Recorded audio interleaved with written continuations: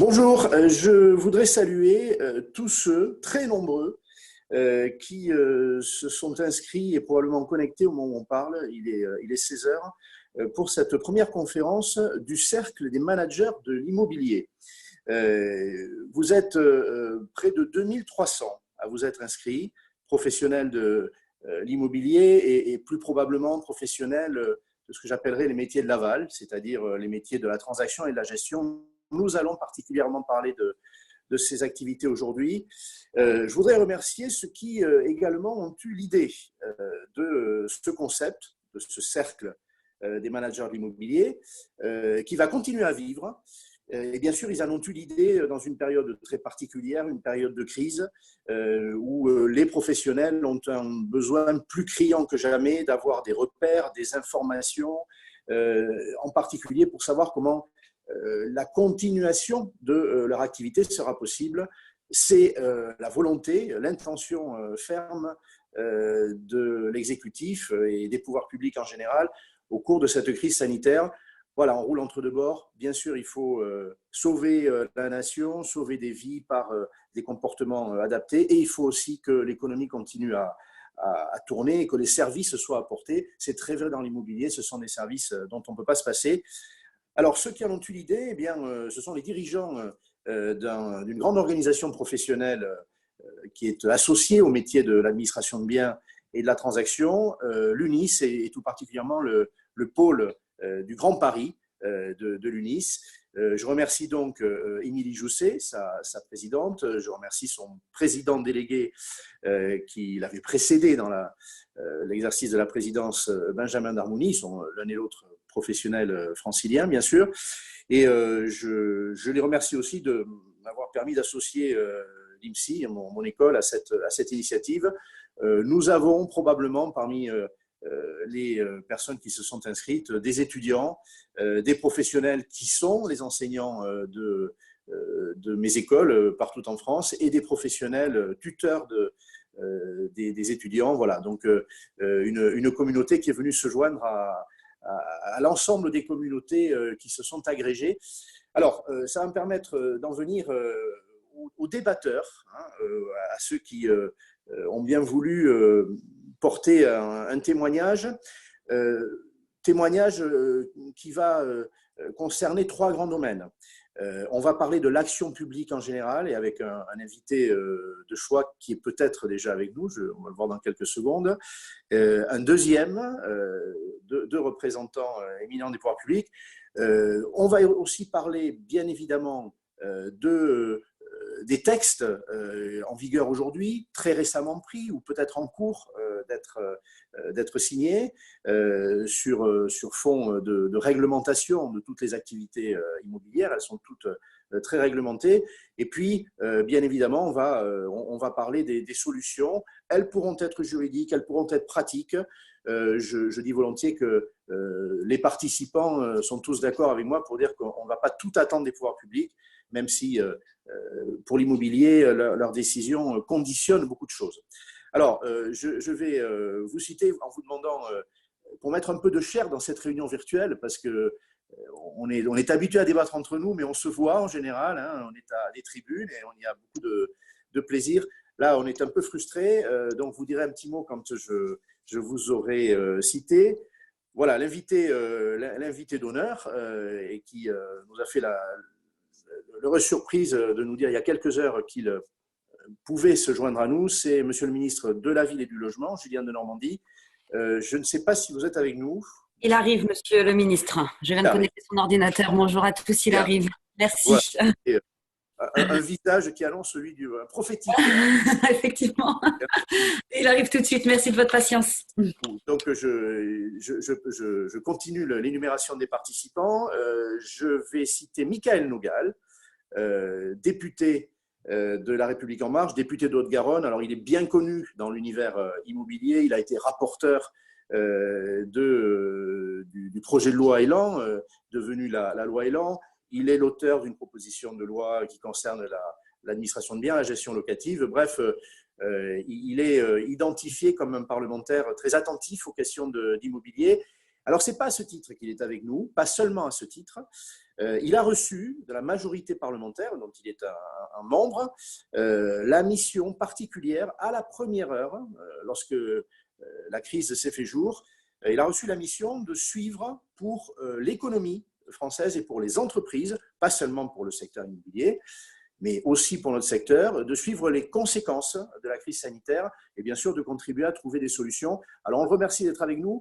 Je précise d'ailleurs que Julien de Normandie nous quittera vers 16h30, il nous en a averti, on le comprend. Et s'agissant de Michael Nogal, justement parce qu'il se réunira ensuite avec ses collègues sur les sujets que je viens d'évoquer, il nous quittera vers 5h moins 10 et on continuera bien sûr nos débats. J'ajoute que nous avons une plage horaire large de l'ordre de 2 heures. Je pense qu'elle ne sera pas luxueuse, mais enfin, je voulais vous le signaler. Si on en a terminé avant, bien sûr, on en tirera les enseignements. Monsieur le député Michael Nogal, vous êtes avec nous? J'active le micro. Voilà. Merci beaucoup de nous avoir rejoints. On se doute que vos journées sont différemment remplies que d'habitude, mais bien remplies. Je vais citer, je terminerai par les organisateurs. Je vais citer Monsieur le Président du Conseil supérieur du notariat, Jean-François Humbert. On est très sensible à votre participation. Jean-François Humbert, vous êtes là? Oui, bonjour à toutes et à tous. Merci de cette initiative qui est la vôtre de permettre effectivement de s'exprimer sur un sujet qui est important. Je rebondirai simplement sur ce que disait le ministre des Relations avec le Parlement le week-end dernier. La France n'est pas à l'arrêt. Eh bien, tous acteurs de l'immobilier, nous sommes là pour témoigner que la France n'est pas à l'arrêt, y compris dans ce secteur. Donc, merci à votre initiative. Voilà, et je précise, on me comprendra que cette réunion n'est pas faite pour des polémiques, elle est faite pour trouver des solutions là où il faut en trouver ou pour rappeler celles qui existent déjà. Merci beaucoup, Monsieur le Président. Nous avons avec nous aussi, alors il n'y a pas d'ordre de précédence, une experte, une avocate spécialisée dans l'immobilier. Elle est bien connue de la communauté immobilière, Pascaline Deschlet-Thelot. Elle représente un cabinet LPA qui est une référence tout particulièrement pour les métiers de l'administration de biens, de la transaction, mais aussi pour les métiers de la construction, de l'aménagement. Maître, vous êtes avec nous? Je suis avec vous, je vous remercie. J'essaierai de mettre un petit peu de clarté dans l'enchevêtrement des ordonnances. Ce n'est pas facile, mais je crois que Monsieur le ministre est arrivé, donc je pense qu'il va peut-être pouvoir nous apporter quelques éclairages sur ce sujet aussi, ou un peu d'anticipation peut-être. Merci beaucoup. Je finis mon énumération pour redonner la parole au ministre, puisqu'il est prêt avec nous. Nous avons aussi avec nous Gilles Frémont. Alors Gilles Frémont, il est le président de l'Association nationale des gestionnaires de copropriété. Il est lui-même directeur de copropriété et gestionnaire. C'est un spécialiste de terrain de la copropriété. Gilles, président, vous êtes là? Oui, bonjour. Bonjour Henri. Merci beaucoup d'être avec nous. Bonjour Henri. Bonjour tout le monde et merci pour cette invitation, de me donner l'occasion de porter la voix des gestionnaires de copropriété qui ont fait un travail formidable, qui font un travail formidable sur le terrain depuis le début de la crise. On montre tout notre savoir-faire en matière de gestion des détails et des situations imprévisibles et pouvoir faire part de nos préoccupations concernant la tenue des assemblées générales. On va en parler avec l'ordonnance du 25 mars et d'autres questions copropriété. Voilà, je vous remercie. Puis moi, je rendrai un hommage en notre nom à tous les gestionnaires parce qu'on n'a jamais vécu autant dans nos copropriétés, faut quand même le dire. Voilà. Donc, on est heureux que le service continue. Je voudrais saluer également Olivier Colcombé. Alors, Olivier Colcombé, il est un chef d'entreprise bien connu. Il est à la tête d'enseignes que je qualifierais de populaires. Capifrance, Optimum, donc spécialiste de transactions. Il est un adhérent de l'UNIS et de l'UNIS du Grand Paris. Olivier, merci d'être avec nous. Vous êtes là? Oui, je suis présent. Bonjour Henri, bonjour à tous. Merci à chaque invité, merci bien sûr aux participants Eh bien, moi, je soulignerai que je suis ravi de voir l'unité du secteur autour du ministre Julien Denormandie. Cette réunion souligne bien évidemment la mobilisation de chacun, le côté collaboratif dont on a besoin dans une période un peu mouvementée, compliquée pour les Français, pour la profession, et que cette rencontre de professionnels, de managers de l'immobilier donne un nouveau souffle et des perspectives nouvelles pour accélérer la sortie de crise dès que nous sortirons du confinement. Merci pour l'organisation. Merci beaucoup, Olivier. Bon, alors, vous commencez à comprendre aussi que vous allez avoir face à vous des figures qui vont incarner chacune plus particulièrement un métier. Olivier, bien sûr, parlera de transactions avec beaucoup de compétences, comme Olivier Safar, que j'accueille avec beaucoup de plaisir. Olivier, vous êtes là, va être un autre expert. Alors, le nom d'Olivier est largement attaché à la copropriété, même s'il connaît très bien tous les métiers. Olivier, vous êtes avec nous? Bonjour Henri, merci de me recevoir lors de cette première conférence virtuelle. Elle ne sera virtuelle que de parole. En revanche, elle est pour moi très importante pour préciser des choses, expliquer, pouvoir répondre aux différentes questions, parce que cette période de confinement fait peur, elle est anxiogène. Et je pense qu'il faut aussi rassurer tant les copropriétaires que les gestionnaires de copropriété, que les professionnels de l'immobilier et tout le monde. Et je remercie bien évidemment notre ministre, M. Denormandie, d'être présent et notre député rapporteur du logement, Michael Nogal, de la même façon. Je pense que c'est un point important pour tout le monde. Merci. Merci Olivier. Bon, j'ajouterai qu'Olivier préside la commission copropriété de l'UNIS à l'échelon national et que voilà, il siège partout où se prennent des décisions pour la copropriété, partout où on fait évoluer les textes. Je vais citer à sa suite alors, deux autres professionnels. Là, on arrive à ceux que j'ai évoqués au début, ceux au pluriel, Benjamin Darmouni, Émilie Jousset. Benjamin Darmouni, merci d'être avec nous, administrateur à Paris, président délégué de l'UNIS du Grand Paris. Et c'est vrai qu'on peut bien le dire, vous avez eu l'idée que c'était le moment pour qu'on se parle tous de ce qui préoccupe les professionnels, qu'il ne fallait pas attendre. Et je l'ai indiqué, on va continuer d'ailleurs à faire vivre ce cercle des managers immobiliers, pas seulement pendant la crise, Émilie sans doute y reviendra, mais probablement au-delà. Bonjour Henri, bonjour à tous. Évidemment, je pense que nos métiers en ont besoin. Je pense que les personnes qui les composent aussi, on a besoin de soutien dans des périodes aussi difficiles. Cette première conférence des managers de l'immobilier est un succès grâce à nous tous. Et c'est la preuve aussi que l'immobilier est une grande famille. Et nous sommes aujourd'hui tous solidaires. Merci Benjamin. Pour préciser quelle sera votre spécialité, en tout cas dans ce débat, vous parlerez plus particulièrement de gestion locative, non seulement résidentielle mais professionnelle. Vous connaissez bien les deux domaines, on y reviendra. Émilie Jousset, la présidente, je l'accueille sur cette tribune virtuelle. Merci beaucoup. Merci Henri. Encore merci d'avoir eu l'initiative de ce cercle et de cette convention, de cette conférence particulière sur ce premier sujet. Je vous laisse nous accueillir. Effectivement, oui. Je suis très heureuse. Accueillir aussi notre ministre à qui je passerai la parole juste après vous. Oui, merci Henri, merci Monsieur le ministre, merci Monsieur le député et merci à tous nos intervenants d'avoir répondu présent à cette grande première. Alors on l'a lancée comme toujours avec fougue et passion à l'UNIS Île-de-France et Grand Paris.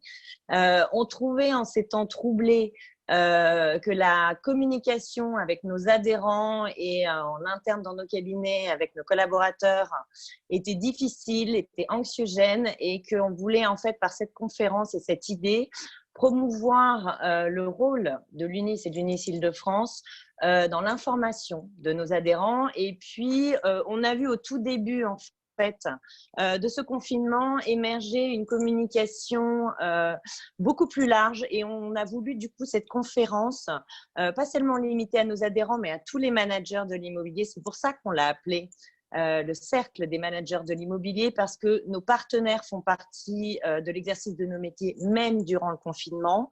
C'est pour ça qu'on a voulu mettre une avocate, un notaire, un maître impair et élargir en fait le cercle des possibles. Alors cette conférence, elle sera évidemment dupliquée à l'avenir. On espère pouvoir tenir voilà, un rythme hebdomadaire. On vous dira en fin de conférence, voilà, on vous annoncera en fin de conférence comment on s'organise pour la semaine prochaine et les thèmes. Mais pour aujourd'hui, on veut vraiment rester sur l'exercice de nos métiers du fait des ordonnances que le gouvernement a préparées. Et c'est pourquoi je laisse la parole à notre ministre Henri, Monsieur Julien Denormandie, de façon à ce qu'il puisse présenter le travail du gouvernement et puis j'interviendrai après pour lui poser les premières questions. Merci, Présidente. Alors, Monsieur le Ministre, vous êtes avec nous, en principe, puisque certains vous ont vu arriver, pas moi. Est-ce que vous m'entendez? Oui, très bien. Ah, super. Je vous salue, je vous remercie beaucoup au nom de tous les participants et de la très large communauté. Je disais, vous n'étiez peut-être pas encore avec nous, que ce sont près de 2300 professionnels de l'immobilier qui nous ont rejoints, pour preuve qu'il y a une soif d'information. Je disais également que ceux qui vous accueillent n'attendent pas tout des pouvoirs publics. Vous devez être très, très, très sollicités comme vos collègues du gouvernement. C'est un moment où, oui, on a envie que l'État règle tous les problèmes et les règle instantanément. Alors, un, on n'attend pas tout de vous. Deux, on comprend qu'il faille faire les choses progressivement, peut-être même les retoucher. Vous entendrez sûrement, soit pendant que vous serez là, soit après, ça vous sera répété que telle ou telle chose doit être améliorée. Voilà, en tout cas, on souhaite, si vous voulez bien, dans une première intervention, je crois que vous nous quittez dans une demi-heure, hein, que vous nous précisiez ce que vous avez fait ou provoqué avec d'autres ministres sûrement, hein, vous travaillez beaucoup en interministériel, pour que les activités immobilières, spécialement celles de l'aval, on va donc parler de transactions, de gestion locative, résidentielle ou professionnelle, on va parler de copropriété. Donc, qu'avez-vous fait pour ce secteur-là avec une attention particulière pour que ça continue, hein, c'est vraiment votre volonté, vous l'avez exprimé très souvent, le président de la République l'a exprimé. Et puis ensuite, si vous en êtes d'accord, chacun des représentants des activités vous posera une question, hein, celle qui jugera peut-être la plus brûlante, pour que vous puissiez partir quand même avec en tête déjà quelques préoccupations, et on continuera après votre départ. Michael Nougal est avec nous, il restera une petite demi-heure après vous. Quoi qu'il en soit, vous saurez tout ce qui aura été dit, qui méritera de vous être communiqué pour éclairer votre propre action. Merci beaucoup. D'abord, je voudrais vous remercier pour l'initiative d'organiser cette conférence. Je vois au regard du nombre de participants à quel point c'est un succès, donc bravo à vous.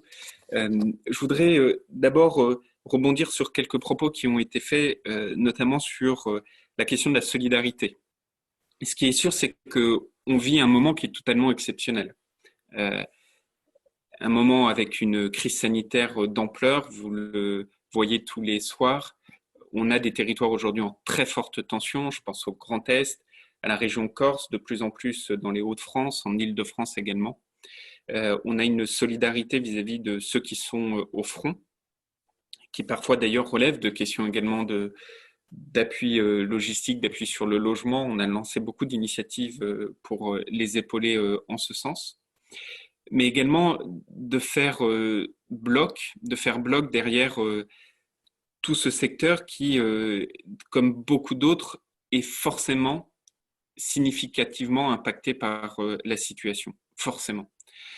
Le pays est dans un état de confinement, les activités économiques ne doivent pas s'arrêter, on doit maintenir l'activité économique et sociale dans notre pays, tout en préservant toutes ces barrières sanitaires, tout ce confinement, toute cette protection, avec une difficulté, c'est qu'il faut qu'on arrive à intégrer notre action sur la durée. Dit autrement, les 15 derniers jours ont été très compliqués, les 15 prochains le seront probablement encore plus.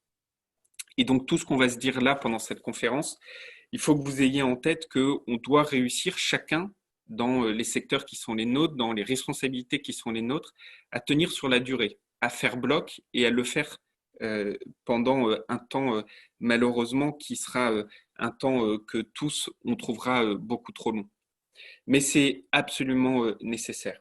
Je dis ça parce que ça n'a pas été le cas dans votre secteur, mais on a vu à quel point la communication dans ces moments de crise, elle pouvait être compliquée. Vous avez vu qu'on a envoyé des messages très clairs consistant à demander à chacun de nos concitoyens de rester chez soi, sauf évidemment pour aller se soigner, pour aller faire ses courses, mais également pour aller travailler dès lors que le télétravail n'était pas possible, dès lors que vous aviez la possibilité de garder vos enfants et dès lors que lorsque vous alliez travailler, vous aviez la possibilité d'avoir les barrières sanitaires. Et de ça, s'en est suivi beaucoup de débats sur parfois l'usurpation de ces propos, parfois la méconnaissance du message profond qui voulait être fait. Et avec, dans la plupart des cas d'ailleurs, quelque chose qui était le sous-jacent, qui était la crainte que beaucoup d'entre nous avons, la crainte que les Français ont vis-à-vis de ce virus.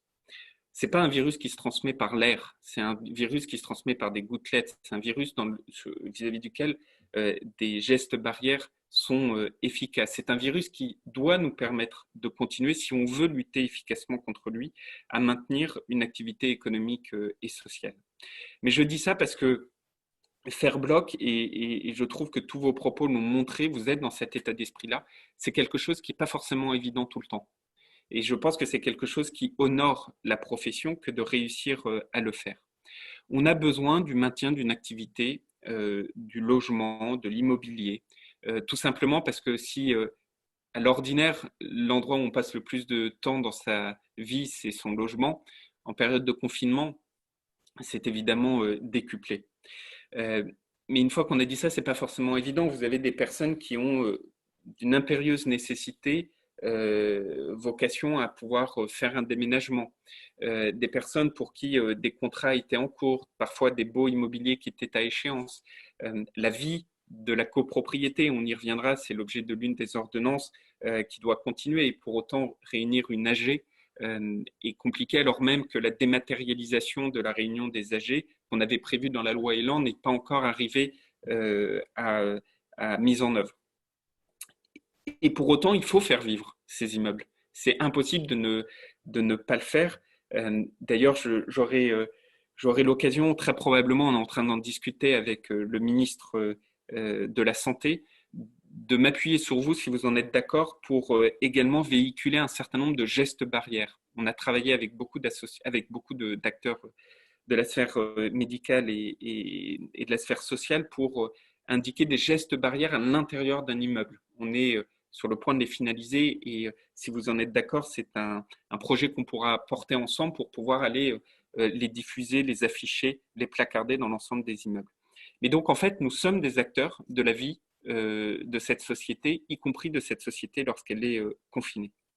Alors une fois qu'on a dit ça, qui retrace vraiment l'état d'esprit qui est le mien, c'est-à-dire faire bloc et continuer à faire vivre notre économie, qu'elle soit commerciale ou qu'elle soit l'aspect social, je pense qu'on a, nous, dans le secteur du logement et de l'immobilier, un rôle particulier à jouer.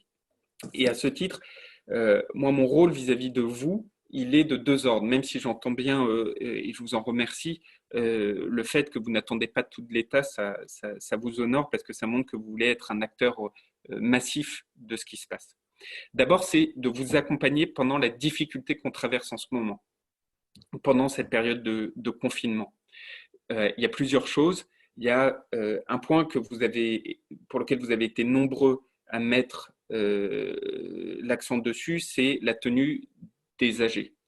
Je voudrais remercier à la fois votre mobilisation, mais permettez-moi surtout mes équipes qui ont su, avec une très grande rapidité, répondre à cette demande, puisque l'une des ordonnances passées en Conseil des ministres mercredi dernier, suite à une loi portant habilitation passée quelques jours avant, a permis de régler grandement ce sujet, même si j'entends des questionnements sur la période de 6 mois à l'issue de la période sanitaire et non pas au 31 décembre. Bref, aujourd'hui, c'est le 24 novembre versus le 31 décembre. une fois qu'on a dit ça, un grand pas a été franchi. Je pense que dans la majeure partie des cas, d'ailleurs, on arrive d'ores et déjà à trouver une solution. Évidemment, ça va dépendre aussi de la fin de cette période sanitaire. Et ça, je ne suis ni médecin ni épidémiologiste pour le dire. Le deuxième volet sur l'accompagnement, c'est les aides. Les aides dont les entreprises de vos différents réseaux ont la possibilité d'avoir accès. Il y a deux principales aides que nous avons mis en place. La première, c'est le chômage partiel. Pourquoi on a mis en place du chômage partiel? C'est une grande leçon de la crise de 2008, où lors de la crise de 2008, on avait peu pratiqué le chômage partiel, ce qui avait conduit beaucoup d'entreprises à licencier. Vous avez dû voir comme moi que la semaine dernière, aux États-Unis, en l'espace d'une semaine, 3 millions de personnes ont été mises au chômage. Lorsque vous mettez au chômage et que vous ne faites pas du chômage partiel, en fait, vous obérez les chances de rebond. Tout simplement parce que vous perdez ce qui fait votre force, la compétence au sein des équipes. Enfin, le chômage partiel, c'est pour les personnes qui ont la capacité d'avoir des salariés, ce qui n'est pas le cas de tout le monde, c'est pour évidemment les salariés. Pour les autres, c'est ce fonds d'indemnisation. Alors, ce fonds d'indemnisation, là aussi, il y a eu beaucoup d'interrogations. Le détail de ce fonds d'indemnisation, il a été présenté hier. Le fonds d'indemnisation, il vaut pour les entreprises dont le chiffre d'affaires a diminué de 70% par rapport au mois de l'année précédente, avec la possibilité d'ailleurs d'un abondement exceptionnel dans le cadre d'un partenariat avec les régions qui pourrait avoir lieu au mois d'avril. Et là aussi, il faut prendre en compte des spécificités. Alors, il y a d'abord eu une grande spécificité qui nous a été demandée pas que par vous, qui est de dire le 70%, c'est bien, mais peut-être que c'est trop contraignant. C'est pour ça que nous avons annoncé ce matin que pour le mois de mars, ce serait 70%, pour le mois d'avril, ce serait 50%. Le deuxième élément, c'est que, évidemment, il y a des secteurs comme le vôtre où le mois de mars est plutôt le reflet de l'activité des semaines précédentes et pas de l'activité de mars. C'est pour ça que d'ores et déjà, on a indiqué que ce fonds d'indemnisation, on allait le prolonger au mois d'avril. Et on verra au mois d'avril s'il faut continuer à le prolonger ou pas. Enfin, vous voyez bien notre état d'esprit qui est d'accompagner l'ensemble des acteurs. Et ce fonds d'indemnisation, il donne donc accès à 1 500 € dès lors que vous remplissez ces critères, le moins 70% aujourd'hui, moins 50% demain et moins d'1 million d'euros de chiffre d'affaires. Il y a, de la même manière que je l'indiquais sur les messages vis-à-vis de la société, un énorme effort qu'il nous faut assurer toutes et tous. Et là, vraiment, j'en appelle à vos réseaux, à votre appui, à votre responsabilité. C'est que il ne s'agit pas de communication politique, il s'agit de transfert d'informations. Tout ce que je vous dis là, on a essayé, nous, au sein du gouvernement, de tout mettre de manière la plus didactique possible, la plus agile possible, notamment sur le site du gouvernement. Mais c'est vrai que depuis plusieurs jours, plusieurs semaines, on donne beaucoup d'informations à tous nos concitoyens. Parfois, c'est compliqué de s'y retrouver. Parfois, les mécanismes ne sont pas toujours évidents. Et donc, il est important que vous aussi, vous puissiez être des relais en tant que prescripteurs dans vos secteurs, être des relais sur tout cela. Et puis, le deuxième élément sur lequel on a commencé à s'engager et sur lequel vraiment je serais très heureux de poursuivre les débats, c'est au-delà de l'accompagnement pendant la période, c'est comment on fait pour relancer fortement la mécanique dès lors qu'on a fini cette guerre sanitaire. La difficulté, c'est qu'on ne sait pas à quelle période cela se fera, mais ce dont je suis sûr, c'est au-delà de l'adage quand le bâtiment va, tout va, c'est surtout le secteur de l'immobilier qui a toujours été un acteur massif de tout plan de relance qu'on a pu voir par le passé. Et donc, il nous faut préparer ce plan de relance qui est en cours de constitution avec mes collègues à Bercy, avec le Premier ministre, avec mes équipes. Et moi, je suis vraiment totalement preneur pour qu'on puisse avancer avec vous sur ce sujet avec des idées fortes. Et toutes celles que vous pourrez nous soumettre, je suis preneur. Mais il faut que ce soit un plan de relance si vous me permettez l'image, enfin, il ne s'agit pas de rebondir comme sur un trampoline. Il s'agit véritablement de créer un élan au lendemain de la difficulté qu'on a et qui s'inscrit sur la durée. Alors ça nécessite plusieurs choses. Ça nécessite un ensemble de mesures fortes qu'on pourrait prendre, nous, au sein du gouvernement. On est en train, encore une fois, d'y travailler. Pour l'instant, on est sur la phase de travail. Je vous laisse imaginer à quoi ressemblent nos journées en ce moment. Mais on a d'ores et déjà, moi j'ai d'ores et déjà demandé à mes équipes de se dédier à cela. Et puis le deuxième élément, c'est la question des ordonnances. Il faut faire attention à ce que toutes les décisions qu'on a prises pendant la période de confinement n'impactent pas la reprise qu'on souhaite la plus rapide possible en sortie de période de confinement. À ce titre, moi j'ai bien en tête que l'une des ordonnances qui a été prise et qui est l'ordonnance sur la purge des droits de recours, aujourd'hui, elle va trop loin et elle pourrait avoir des conséquences sur la reprise de l'activité en sortie. Et donc, je vais être là aussi très clair, on est en train de retravailler la chose. J'étais encore il y a quelques minutes avec la garde des Sceaux d'ailleurs sur ce sujet pour voir comment on peut améliorer le point. Aujourd'hui, pour ceux qui ne l'ont pas vu, l'ordonnance prise le mercredi de la semaine dernière dit que lorsque vous rentrez dans la période sanitaire, vous figez le droit de recours et qu'ensuite ce droit de recours, vous avez un mois sortant de la période sanitaire plus la reprise du droit de recours depuis le début. Bon, ça ne peut pas marcher comme ça. On va trop atrophier le système si ça reste comme ça. Donc, on a bien vu le point, vraiment. On est en train de le travailler, de corriger. Je pense que tout le monde voit aussi que écrire des ordonnances en l'espace de 48 heures dans une période de confinement avec des journées qui ne font que 24 heures, ça peut amener à certaines difficultés. Mais enfin, vous commencez à nous connaître quand il y a des difficultés et quand le truc ne répond pas aux besoins, on a toujours fait preuve d'agilité pour pouvoir corriger la chose et trouver les meilleures solutions. Voilà, comme discours introductif, vous remercier, vous dire qu'il faut qu'on fasse bloc, vous dire que vous avez un rôle massif à jouer et vous dire que de mon côté, ma responsabilité, mon rôle, mon engagement, c'est de vous accompagner pendant, mais d'ores et déjà de préparer l'après. Je crois que c'est très important et puis c'est aussi préparer l'après qui donne d'autant plus d'espoir dans la période que nous vivons tous et tous. Merci, Monsieur le Ministre. On profite de votre présence. Donc, je vais passer la parole aux divers débatteurs. Chacun a droit à une question brève, parce que je n'ai pas qu'un rôle agréable. Il a aussi l'ingratitude de m'obliger à vous tenir la montre.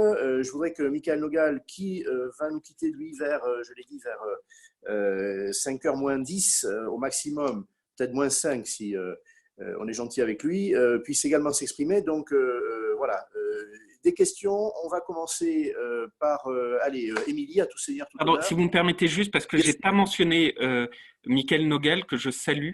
Dans tout le boulot qui est fait par l'administration de l'État, etc., je peux vous dire que les parlementaires ont joué un sacré rôle parce que de la même manière, passer un projet de texte dans les conditions qu'on a vues en si peu de temps, ça relevait aussi de l'exploit. Donc voilà, je voulais en profiter pour remercier Michael et tous les députés qui ont ardemment travaillé. Merci beaucoup. Il nous précisera effectivement quel est le rôle du Parlement dans cette période particulière.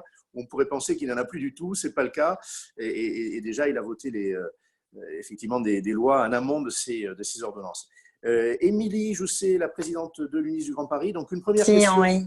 Et puis ensuite, je vais aller vite. Voilà. Monsieur le ministre, je tiens d'abord à vous remercier évidemment de votre intervention pour tous les professionnels de l'immobilier, puisqu'ils sont plus de 2300 professionnels à s'être connectés pour nous écouter malgré les petits bugs du début. Comme vous le savez, puisque le président l'a dit, nous sommes en guerre et nous souhaitons évoquer les impacts précis et les conséquences précises de cette guerre à mener. On n'est pas dans la polémique, comme l'a dit Henri tout à l'heure. L'idée, c'est pas de blâmer qui que ce soit. Votre travail au gouvernement est très important. Et on sait quand l'état d'urgence sanitaire a commencé et malheureusement pas encore quand il finira. Ce qu'on voulait vraiment débattre avec vous, c'était que nos vies, nos habitudes et nos professions, plus précisément, vont changer. Il y aura clairement un avant et un après Covid-19. Mais quand les ordonnances précisent pas toujours comment faire quand les services d'urbanisme ou les bureaux des hypothèques sont fermés, quand on ne sait pas si tous les contrats de syndic pourront être renouvelés à l'heure actuelle, et quand les loyers exonérés, on ne parle pas des charges. Aujourd'hui, Monsieur le Ministre, on veut vraiment savoir comment vous comptez en fait redonner confiance et rassurer les chefs d'entreprise et leurs collaborateurs qui nous écoutent. Parce que vous l'avez dit, on est dans la relance de l'activité, mais on est déjà plutôt dans la continuité et la sortie de l'après-crise, puisqu'en fait, on gère, bien que confiné au jour le jour, tout ce qui se passe dans les immeubles. On a bien pris en compte votre demande d'intervenir sur les gestes barrières, et quand ça n'a pas déjà été fait, eh ben on le refera, parce que la plupart de nos confrères l'ont déjà fait dans leurs immeubles. Mais vraiment, pour nous, c'est un signe du gouvernement qui redonnerait confiance aux entrepreneurs et aux collaborateurs. Je viens de Normandie et puis ensuite on enchaînera. Je passerai la parole ensuite à Gilles Frémont qui a demandé d'intervenir sur la copro. Monsieur le ministre, ou alors on prend toutes les questions et vous les notez. Peut-être c'est plus simple parce que peut-être que certains auront les mêmes questions. Vous avez raison. On ne va pas courir ce risque. Alors, Gilles Frémont ensuite, qui est le président de l'Association nationale des gestionnaires de copropriété. Oui, bonjour. Vous m'entendez? Très bien, on y va. Ok, merci Monsieur le Ministre pour votre présence. Moi j'avais une question assez précise sur l'ordonnance du 25 mars par rapport aux assemblées générales. Donc il y a une préoccupation de la part des syndics. Alors merci effectivement d'avoir pris cette ordonnance dans des délais très très rapides. Seulement en termes de calcul, quand on fait les comptes, on s'aperçoit que les assemblées générales dont les contrats de syndic dont le terme s'arrêtait entre le 12 mars et le 25 juin, puisqu'on rajoute un mois après les 2 mois de l'état d'urgence, donc on arrive au 25 juin, ces contrats-là sont sauvés. Or, la plupart des immeubles en copropriété, les comptes s'arrêtent le 31 décembre et généralement, la pratique fait que le contrat va 6 mois après le 31 décembre, c'est-à-dire le 30 juin. Ça veut dire que le terme de ces contrats, c'est le 30 juin. Ça veut dire que ces contrats-là sont hors du champ de l'ordonnance et ne sont donc pas sauvés, entre guillemets. Alors, si on considère que c'est 80% des assemblées générales, des mandats en copropriété, ça veut dire que ces assemblées générales-là devront se tenir dans des délais normaux, c'est-à-dire avant la fin juin. Et si on considère qu'on va les convoquer, qu'on va attendre la fin de l'état d'alerte, c'est-à-dire le 25 mai pour les convoquer, parce que si l'état d'urgence était prorogé, on ne va pas s'amuser à convoquer les assemblées générales qu'on va réannuler une deuxième fois, j'ai envie de dire, parce qu'on ne pourra pas les tenir, parce que les gens ne pourront pas se réunir. Donc ça veut dire qu'on va attendre le 25 mai pour convoquer la plupart de nos assemblées générales et donc les tenir 80% des assemblées générales en l'espace d'une semaine. Une semaine. C'est strictement impossible. Donc la question, elle est simple. Est-ce qu'il est possible de faire un petit additif à l'ordonnance du 25 mars? Je sais que vous en avez fait un la semaine dernière pour modifier un ou deux mots. Pour modifier, remplacer le terme 1 mois par 2 mois. Auquel cas, ça englobe dans le champ d'application l'ensemble des contrats qui se terminent le 30 juin. Et là, on est sauvé, ce qui signifierait qu'on pourrait étaler toutes ces assemblées générales tranquillement jusqu'au 25 novembre, voire 25 décembre. Et deuxième petite question, est-ce qu'il est prévu que l'arrêté sur le formulaire de vote par correspondance soit publié? Parce qu'on sait qu'il est prêt, mais il permettrait de tenir des assemblées générales peut-être pendant l'état d'urgence, mais alors que le confinement serait terminé. C'est une période un peu intermédiaire, confinement terminé, mais on est encore dans l'état d'urgence. Voilà, merci. Merci beaucoup. Je précise que des questions sont posées par chat aussi. Alors moi, j'y ai accès en tant qu'animateur et je peux bien dire que tout ce que vous venez de dire, Gilles en particulier, des dizaines ou des centaines d'internautes se posent la même question. Voilà. Donc, vous êtes des bons porte-parole, c'est ce que je voulais vous dire. Allez, aléatoirement, le président du Conseil supérieur du notariat, Jean-François Humbert, une question, si vous le voulez, à Monsieur le ministre, et on continuera ensuite avec les autres débatteurs. Oui, Oui, Monsieur le ministre, merci tout d'abord pour l'écoute. Je veux le signaler, je veux en témoigner, l'écoute que nous avons de la part des pouvoirs publics. Je pense notamment à la réouverture des services de publicité foncière à la suite d'interventions que j'avais pu faire. Je pense également, et vous l'avez cité en particulier sur la purge des droits de préemption, j'ai eu l'occasion d'alerter votre directrice de cabinet et je crois que immédiatement, les computations des délais sur laquelle j'avais attiré son attention ont été portées à votre connaissance.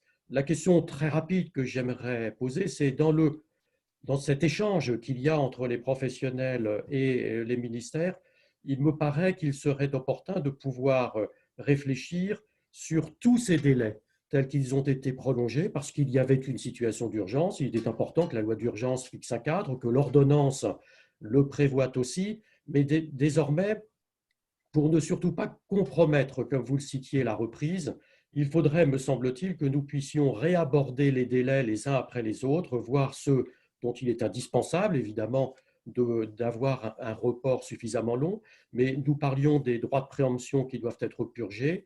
Il faut aussi parler, par exemple, des recours contre les autorisations d'urbanisme, parler des délais relatifs à l'obtention des prêts. Tous ces délais, me semble-t-il, nécessiteraient effectivement que nous puissions rapidement voir comment des solutions pourraient être prises pour affiner, pour préciser l'ordonnance en particulier du 25 mars qui proroge de façon automatique. Merci maître. Je trouble un peu l'ordre. Je vais donner la parole parce que je vois l'heure tourner à Michael Nogal. Alors il peut poser une question au ministre s'il le souhaite, mais il peut surtout nous dire, si vous le permettez, je l'avais annoncé, le rôle d'un parlementaire aujourd'hui, le rôle du parlementaire qu'il est. Il a reçu une mission de la majorité parlementaire. Voilà, pour que là aussi on profite de sa participation et ensuite on reprendra pour que Monsieur le ministre puisse répondre. Michael Nogal, rapidement, faites un effort tous de concision si vous le pouvez. Je vais essayer. Je salue aussi l'organisation de cette visioconférence. Je vois aussi le compteur, 1500 personnes. Si on mettait 1500 personnes dans une salle aujourd'hui, je pense que tout le monde serait heureux d'organiser un tel événement, donc bravo. Je salue évidemment le ministre Eugène Normandie. Bon, on s'est très régulièrement au téléphone, on travaille main dans la main depuis, même pas que depuis le début de la crise, depuis 2 ans maintenant, depuis 3 ans. Donc je tiens aussi à saluer son action, et notamment sur le sujet majeur de la protection des plus démunis. Je pense qu'il y a évidemment, et vous avez tous des questions techniques, vous m'écrivez aussi par mail, sur les réseaux sociaux, et j'essaie de répondre à tout le monde. Mais je veux rappeler d'abord cette priorité de protéger les Français. Et l'action du ministre et l'action de l'ensemble du gouvernement, l'action des parlementaires, c'est d'abord dans ce sens-là, sur le logement comme sur les autres problématiques. Et comme vous l'avez dit, Henri, j'ai été nommé au sein de la République En Marche pour faire le lien entre le gouvernement, les parlementaires et puis les acteurs de terrain sur les sujets relatifs à l'économie de l'entreprise. Le logement, évidemment, en fait partie. Bon, ici, vous me connaissez sur ces sujets puisque je travaille en effet sur ces questions depuis mon élection. Mais mon rôle en tant que parlementaire aujourd'hui, c'est ça, c'est faire en sorte que on puisse faire remonter les problématiques. Le ministre de Normandie a évoqué la question du fonds de solidarité, par exemple. Eh bien, il y a eu des avancées puisqu'on s'adapte. Hein. Je veux que vraiment tout le monde ait conscience, et le ministre l'a dit, que les mesures sont prises en un temps record. Je pense que quand on observe le contexte international, les mesures d'accompagnement prises en France doivent être saluées. Elles peuvent être jugées insuffisantes par certains. J'entends les critiques qui peuvent émaner, mais je veux vraiment insister sur le fait que ce soit sur le chômage partiel, que ce soit sur le fonds de solidarité, que ce soit sur les prêts garantis par l'État qui permettent de donner de l'oxygène, j'allais dire, à toutes les entreprises, quel que soit leur statut, quelle que soit leur taille, eh bien, j'allais dire, il y a un vrai volontarisme pour avancer. Et sur le fonds de solidarité, préciser aussi que pour les entreprises, le seuil de 50% s'appliquera aussi pour le mois de mars. Ça faisait partie des annonces de Bruno Le Maire ce matin. Voilà. Donc ça, parce que je sais bien que beaucoup sont concernés, donc je connais l'inquiétude sur le sujet. Voilà. Merci beaucoup, monsieur le député. Je passe la parole à Olivier Colcombé, parce que si quelqu'un représente dans cette réunion, dans cette conférence, des femmes ou des hommes fragiles, hein, structurellement, C'est bien lui parce qu'il travaille avec des négociateurs immobiliers indépendants. Il va nous le préciser. J'ai des dizaines de questions qui me sont posées. Alors, Olivier, vous allez être le porte-parole en particulier de ces agents commerciaux, de ces travailleurs indépendants qui sont des forces vives qui constituent, je le dis, à peu près 90% du vivier des négociateurs en France. C'est-à-dire que sans ces personnes-là, les achats et les ventes ne se passeraient pas, non seulement dans l'existant, dans l'ancien, mais aussi dans le neuf. Donc, je voudrais qu'on fasse un focus tout particulier sur cette population. Ils sont très nombreux à être connectés avec nous aujourd'hui. Olivier. Oui, merci Henri. Effectivement, c'est une activité qui socialement s'est énormément développée dans la réorganisation du travail et donc beaucoup d'indépendants sont au service des Français dans leurs projets de mutation, de transaction, de vente ou d'achat. Il s'avère que la profession a énormément joué le jeu pour limiter la contagion du virus en fermant les établissements ou en stoppant les visites. Donc l'activité est quasiment à l'arrêt. Même si je saluerai les troupes des notaires qui ont continué à enregistrer des transactions ces derniers temps sur des ventes qui étaient purgées, bien évidemment, avant le 12 mars. Il n'en demeure pas moins que, et Monsieur le ministre, vous l'avez précisé, et je vous en remercie parce qu'on a beaucoup de questions autour du délai et des délais qui pourraient être imposés dans le 2020-306. Et ça, c'était une énorme crainte de la part des acteurs de la profession, parce que geler bon an, mal an l'activité jusqu'au 24 août, bien évidemment, c'était rajouté après le confinement un deuxième confinement, si je puis dire, forcé par la législation et non pas par les clients qui, eux, auront besoin de débloquer des conditions imposées et parfois très difficiles sur le plan financier, sur le plan de déménagement, de succession ou que sais-je. Donc, s'il vous plaît, considérez bien les trois éléments, la DIA, qui en est un, bien évidemment, vous l'avez précisé, le droit des acteurs de se rétracter dans le cas d'une promesse de vente, parce que ça, c'est une deuxième épée de Damoclès qui plane sur la profession. Et le troisième… Délai SPE, comme on dit. Voilà, exactement. Et le troisième, c'est le délai de 14 jours offert à nos clients qui ont signé un mandat hors établissement. Et bien évidemment, dans le confinement, s'il y a quelques mandats qui se signent, c'est très maigre. Moi, j'en ai eu 10 hier sur 4500 vendeurs. C'est très léger. Mais malgré tout, il y a des signatures. Et là, quid du recours et du prolongement? Voilà, ça, c'est la première partie de ma question parce que je voulais insister pour être sûr de bien préciser au nom de la profession les trois cas qui nous concernent. La question, elle serait autour de la prise en compte des 50% sur un mois, sur 2 mois ou autre. Dans notre profession, on ne peut pas considérer les 1 500 € sans considérer le cycle de vie du produit. Il s'avère qu'aujourd'hui, grâce à la mobilisation des notaires, entre autres, et à la dématérialisation d'une partie des dossiers, nous continuons à enregistrer environ 10% d'actes, mais ce sont des actes nés du passé. La grosse crainte de la profession, c'est cette incapacité à rentrer des mandats, cette incapacité à signer des compromis et à avancer. Et il s'avère que dans notre activité, les mois de probablement juillet, août, septembre, octobre seront très compliqués à cause du délai de réactivation des mandats, des compromis. Et bien évidemment, on est tout à fait conscient que les conditions des Français acheteurs-vendeurs auront changé et ça pourrait multiplier d'ailleurs par le cas de la force majeure les rétractations. Donc là, je m'adresse à vous parce qu'il me semble intéressant d'analyser l'activité de nos vendeurs, conseillers en immobilier indépendant, sur probablement une période plus longue. Comparé mars à mars, certains ont encore fait des ventes en mars, des actes qui étaient le fruit de leur travail précédent. La grande crainte aujourd'hui, c'est que le travail actuel, celui de mars, d'avril, voire de mai, sera bien évidemment, portera ses fruits plus tard dans la période, dans la saison, probablement plus proche de l'automne que du printemps. Et là, c'est là où commenceront à baisser très sérieusement les actes, donc la rémunération et le chiffre d'affaires qui est la base de comparaison. Peut-être que considérer 6 mois, si je puis me permettre, serait rassurant pour nos collaborateurs et coéquipiers conseillers en immobilier. Merci beaucoup Olivier. Là encore, vous avez été l'expression de centaines de personnes qui posent des questions, puisque je les vois. Olivier Safar, autre Olivier. Alors, Olivier Safar, spécialiste de copropriété.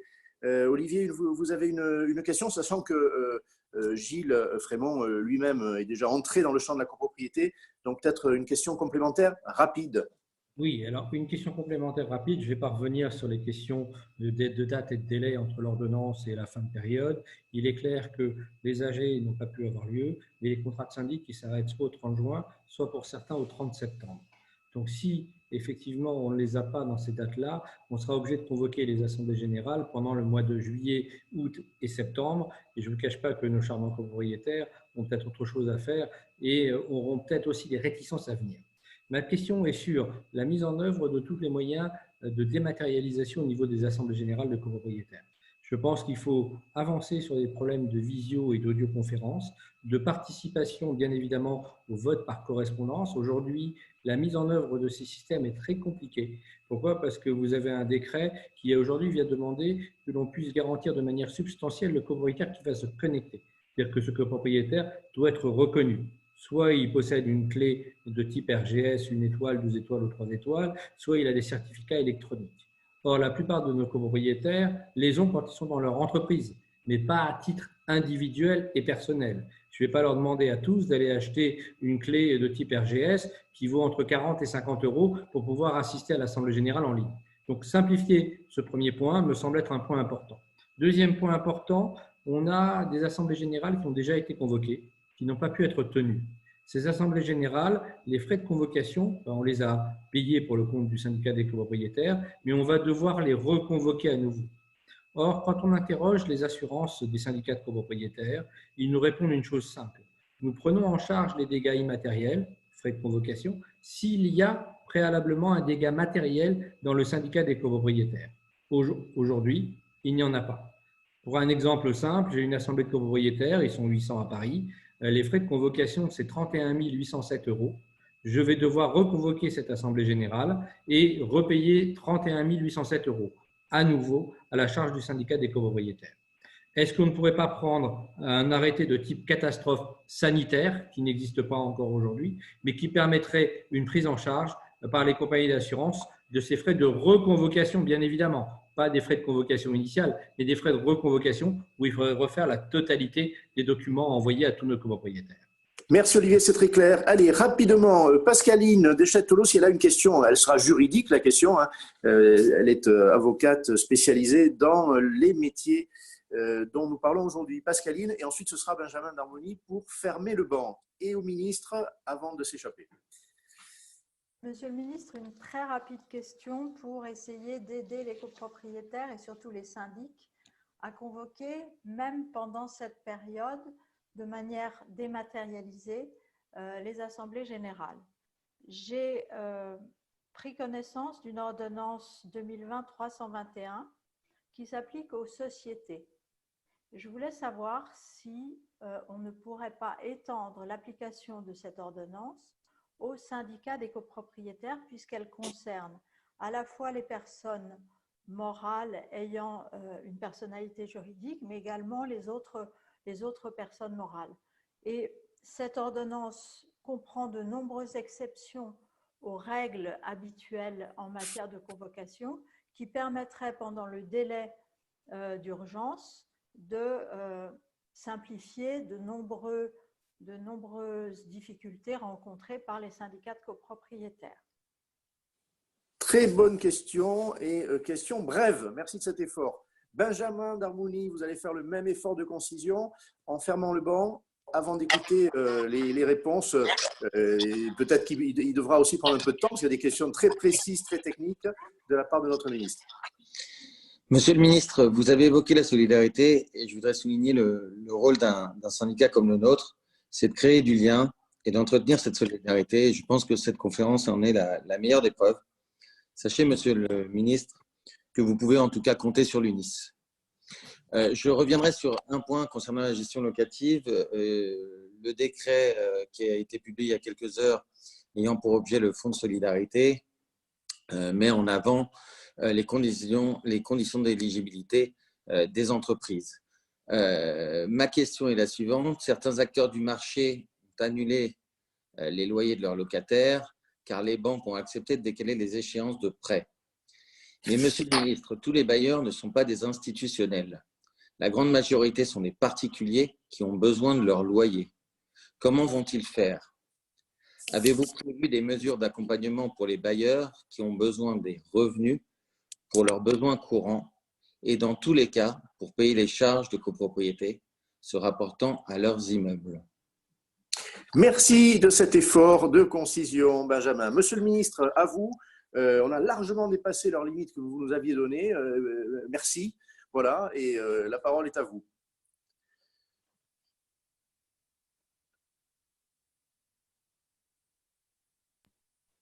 Allô, vous m'entendez? Très bien. Ouais, super. Écoutez, plusieurs éléments de réponse d'abord à Madame Jousset qui parlait de la confiance entre nous tous. Moi, je pense qu'on a véritablement une relation de confiance entre nous tous. J'en veux pour preuve ces échanges directs et puis on commence à se connaître. Enfin, soit on y arrive et on vous le dit et on le fait avec une très grande envie, soit on n'y arrive pas et on vous explique pourquoi c'est pas possible. Et puis après, tout le monde sait qu'il y a aussi des équilibres à trouver. Il y a des équilibres à trouver entre les différentes professions, entre ceux que vous servez et puis ceux qui sont vos donneurs d'ordre, etc., etc. Mais moi, je crois pouvoir dire qu'il y a cette confiance établie et je pense que précisément parce qu'il y a cette confiance, c'est ça qui nous permet aussi de rentrer dans cette période très compliquée de manière un peu plus sereine que cela ne serait le cas si en plus il n'y avait pas cette solidité dans les liens qui unissent les acteurs les uns aux autres. Sur la question de M. Gilles Frémont, qui en fait est la question de grande importance au moment où on se parle, parce que moi j'ai bien en tête la grande difficulté en fait, si on se parle franchement dans l'ordonnance, c'est qu'elle mettait sans rentrer dans la technicité, mais elle mettait jusqu'au 25 juin, alors qu'il aurait fallu qu'elle mette jusqu'à fin juin, ça aurait déjà sauvé beaucoup plus de cas. Bon. Donc on a là aussi bien identifié le sujet, on est en train d'y travailler avec la chancellerie, avec la garde des Sceaux, pour voir quelle solution peut être trouvée. Est-ce que c'est d'aller jusqu'à fin juin? Est-ce que c'est passer de 1 mois à 2 mois? Est-ce que c'est une autre solution? On est en train d'y travailler. Ayez juste en tête, mais ça n'est pas un appel à une forme d'indulgence, c'est juste un appel à une forme de compréhension. Pour vous qui êtes des personnes de loi, ayez en tête que la semaine dernière, en l'espace de 6 jours, on a passé 25 ordonnances. Lors de toute l'année précédente, on avait passé 28 ordonnances.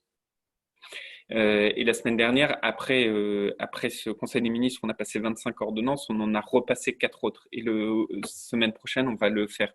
Donc, c'est absolument normal qu'il y ait des points qu'on doit ajuster ici ou là. Je pense qu'il faut faire preuve. Vous savez, dans l'armée, on appelle ça le calme des vieilles troupes. J'appelle tout le monde au calme des vieilles troupes. Il y a des choses qu'on a bien fait, des choses qu'on a un peu moins bien fait. Là où vous auriez pu être très inquiet, c'est si on n'avait pas du tout abordé ce sujet, si dans la loi d'habilitation, on n'avait pas la possibilité de trouver une solution pour les âgés. Là, dans la loi d'habilitation, on a la possibilité de trouver une solution pour les âgés. On a déjà trouvé une grosse partie de la solution. Est-ce qu'il faut améliorer encore pour trouver une autre partie encore plus forte? En tout cas, vous voyez quel est notre état d'esprit. On fait au mieux dans les conditions exceptionnelles qu'on traverse, qui ne sont pas que des conditions qui vous touchent vous. Hein. L'appareil de l'État est soumis aux mêmes contraintes que vous avez. Et en plus, à la fin des fins, c'est autant de textes qui partent au Conseil d'État, qui suivent la mécanique institutionnelle que vous connaissez par cœur. Donc voilà. Donc moi, j'ai bien en tête que le 25 juin, enfin le 24 juin de mémoire, il faudrait le transformer à fin juin ou décaler d'1 mois, et mes équipes sont en train d'y travailler avec la chancellerie. Tant que c'est pas fait, je vous dis pas que c'est fait. Donc voilà, mais je m'engage à y travailler et j'ai bien en tête votre point que je partage. Je le partage à tel point que c'est pour ça qu'on a mis une habilitation à légiférer par ordonnance sur ce sujet. Donc on est en train de voir comment aller plus loin. Sur la question à la fois de Gilles Frémont, mais plusieurs d'entre vous l'ont évoqué. Je pense à Olivier Safar également, c'est la question des dématérialisations. Bon, moi, vous connaissez ma position. Je suis à fond pour dématérialiser au possible, puisque dans la loi Elan, d'ailleurs, on a donné les bases permettant de faire ces dématérialisations. Donc, je suis complètement convaincu qu'il faut y aller. Aujourd'hui, on est dans les textes d'application de tout ça. C'est d'ailleurs un décret, non un arrêté vis-à-vis de la question évoquée par Gilles Frémont, si ma mémoire est bonne. Et sur la dématérialisation des AG, on est aussi sur un décret. La difficulté qu'on a, c'est que beaucoup de textes devaient sortir maintenant. Les mêmes équipes qui font les ordonnances sont les équipes qui étaient normalement en train de faire ces textes.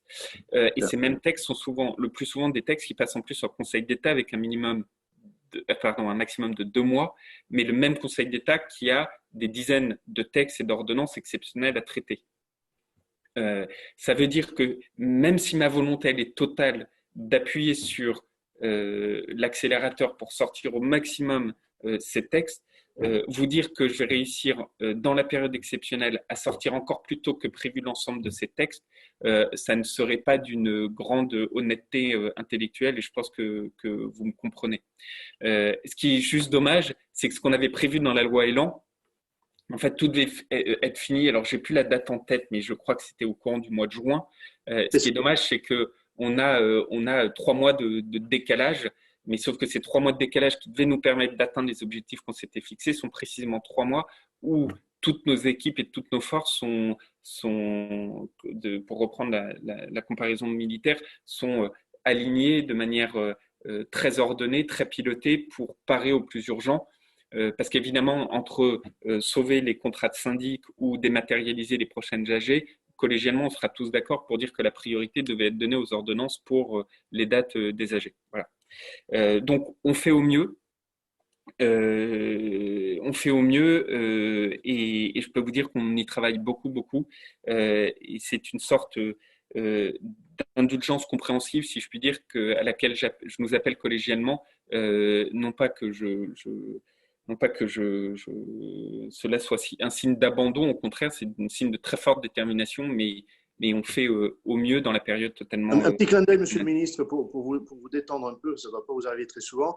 Moi, je vois une communauté aujourd'hui qui est très pressante pour la dématérialisation. Il y a encore 2 mois, c'était un peu moins le cas. Voilà. Donc, aujourd'hui, on a… je le dis volontiers. Non, mais encore une fois, moi, je suis… Et puis, vraiment, vous connaissez mon… on se connaît. Hein. Moi, je vous dis franchement les choses. Ça sert à rien de… Très clair. La confiance passe d'abord par la vérité dans tous les propos qui sont tenus.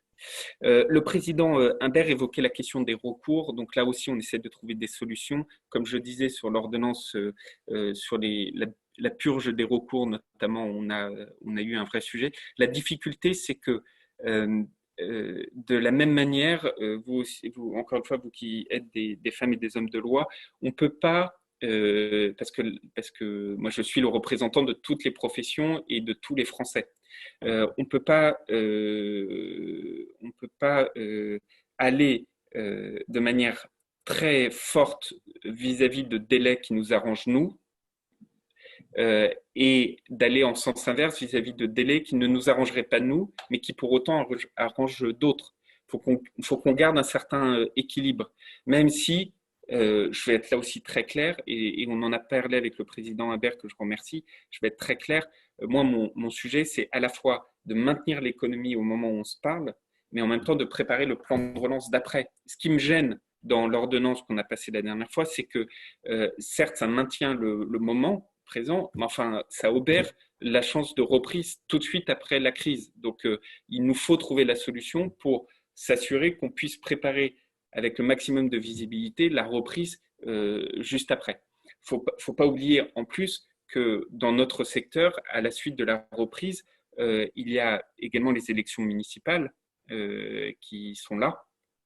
Et donc, avec des équipes municipales dont on a prorogé les pouvoirs, mais qui, par définition, dans le moment et du fait de la prorogation, forcément ne sont pas avec la même approche s'agissant de délivrer les permis de construire ou autres qu'en temps normal. Et c'est bien normal. C'est pas un jugement de valeur, c'est tout à fait logique. Mais tout ça, nous, notre responsabilité, c'est d'appréhender la chose d'un point de vue global pour construire le point. vis-à-vis de ce que disait Olivier Colombel, ou Colombet, pardon. Colcombé. Colcombé, pardon, excusez-moi, Monsieur Colcombé, sur la question de la réactivation des mandats, et puis une deuxième question sur la question du fonds d'indemnisation. Sur la réactivation des mandats, c'est sûr qu'il y a très peu de mandats au moment présent. Il y en a quelques-uns, mais il y en a très peu. Il y a aussi des réalités qui les empêchent. Moi, je passe mes journées à essayer de faire en sorte, j'ai souvent utilisé cette expression, notre pays ne peut pas avoir un encéphalogramme plat en termes d'activité économique et sociale. Donc, on essaye, dès lors que la sécurité sanitaire est assurée, de maintenir ces activités. Mais ça veut dire tout au bout de la chaîne, c'est-à-dire que si vous ne pouvez pas à la fin faire votre déménagement, vous avez un gros problème au moment où vous signez votre mandat, évidemment. Donc, c'est toute la chaîne. Ma journée est occupée par toute la chaîne d'amont en aval et vice-versa pour essayer de maintenir au maximum les activités dès lors que les conditions sanitaires sont respectées. Je vous donne à ce titre un exemple. Je le dis parce que il y a dans le chat du côté de l'écran quelqu'un qui posait la question. C'est par exemple la double dématérialisation, si je puis dire, s'agissant de la réception des VFA. Oui. Sur lequel, là aussi, on a beaucoup travaillé, y compris avec le président Imbert et avec certains d'entre vous, avec les syndics, il y a quelques jours, qui est là aussi très importante pour nous, parce que le message principal qu'on envoie aux acteurs, c'est quand les réceptions de chantier peuvent être faites, il faut qu'elles soient faites. Ces réceptions de chantier, dès lors qu'il n'y a pas ces réceptions de chantier, c'est tout l'aval de la chaîne, et y compris vous, qui êtes impacté, notamment d'un point de vue pécunier in fine. Donc, tout ça, on l'a bien en tête. Et pareil, alors la dématérialisation, la double dématérialisation, ce n'est pas le bon terme technique, enfin, vous voyez l'idée. Ça, c'est des sujets sur lesquels c'est à notre main, donc on essaie de modifier les textes pour le permettre. La réception des chantiers, ce n'est pas qu'à notre main, bien entendu. Mais ça veut dire accompagner, vous avez vu tous les débats qu'il y a eu sur la reprise des chantiers, avec beaucoup de travail que nous avons fait avec Muriel Pénicaud, Elisabeth Borne et moi-même vis-à-vis des différentes fédérations pour convenir d'un guide des pratiques sanitaires pour permettre, là où les conditions sanitaires sont assurées, la bonne tenue des chantiers. Mais parce qu'un chantier, ce n'est pas que le tunnelier pour le Grand Paris Express. Le chantier, c'est ce qui permet de faire vivre aussi les immeubles. Quand vous avez, pas que les travaux d'urgence d'ailleurs, mais un travaux de maintien, de maintenance nécessaire d'un immeuble, il faut le faire. Bon. Et donc là, moi, je salue vraiment, on a un groupe de suivi avec, par exemple, les ascensoristes, les entreprises de nettoyage, et puis l'ensemble de ces acteurs artisans ou plus gros qui font vivre les bâtiments. Ben, là aussi, on travaille beaucoup avec eux pour maintenir leur activité, c'est totalement nécessaire. Mais pour répondre à la question de M. Colcombé, typiquement, pour maintenir les mandats, pour faire en sorte que la chaîne en aval continue au maximum, bah, c'est permettre la réception des chantiers, permettre la double dématérialisation des VFA.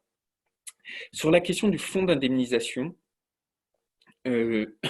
alors c'est une question, je sais, qui est très compliquée, parce que c'est ce que je disais en introduction, ce qui vous montre bien que je l'ai vraiment en tête. Parce que, dans beaucoup de vos structures, bah, c'est plutôt le fonds d'indemnisation que le chômage partiel. Et ce fonds d'indemnisation, il a été pensé, c'est vrai, sur des structures qui ont plus un revenu linéaire qu'un revenu décalé, comme ça peut être le cas dans votre profession. Alors, ce qui est sûr, c'est que, encore une fois, il faut voir l'état d'esprit qui est le nôtre, la faisabilité dans le moment et ce qui pourrait être fait après. Je dis ça parce que, évidemment, aujourd'hui, l'important, c'est que chacun puisse subvenir à ses besoins dans un moment où il n'y a plus de rémunération.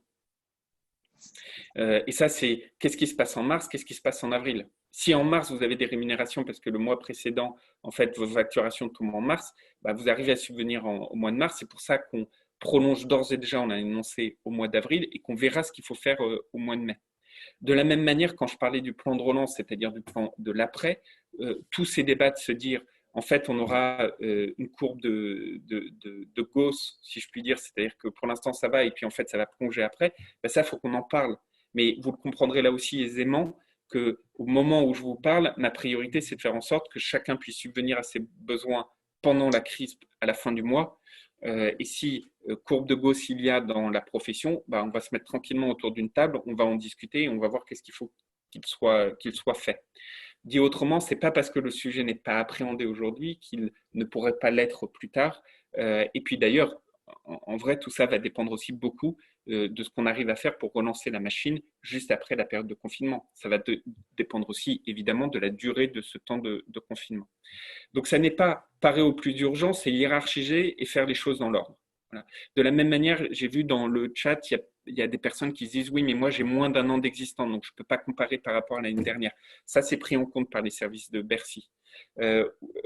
Tout comme le 70%, on est d'ores et déjà passé aux 50% parce que d'ores et déjà, on fait le retour d'expérience de ce qu'on a vécu au mois de mars pour vous montrer là aussi l'agilité avec laquelle on agit.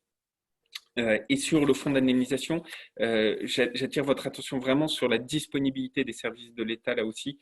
Les services de Bercy font un travail fabuleux pour accompagner les personnes. Ils font ça évidemment avec énormément de bienveillance, de suivi pour accompagner tout le monde. Sur les questions de monsieur Olivier Safar, sur la dématérialisation, j'en ai parlé. Sur les frais de syndic de copro, je n'ai pas la réponse sur les frais d'ores et déjà. Ouais, des convocations passées. Je n'ai pas la réponse. Est-ce que c'est du cas par cas ou autre? C'est un sujet qui ne m'est jamais remonté. Donc, je ne pourrais le dire. Je suis confus parce que je n'ai pas compris la question de Pascaline Deschlet-Tolo. Elle était pourtant très courte, mais je ne l'ai pas comprise. Trop courte alors. Pascaline. Oui. Vous m'entendez? Oui. Voilà. Merci. Il existe parmi les 25 ordonnances qui ont été prises mercredi dernier, une ordonnance qui concerne les réunions et délibérations des assemblées et organes dirigeants des personnes morales et entités dépourvues de la personnalité morale. Cette ordonnance organise de façon souple et dématérialisée les convocations des assemblées générales des sociétés. Est-ce que, donc dans la liste des entreprises ou des personnes qui sont concernées par cette ordonnance, il y a le champ d'application, il y a un petit notamment.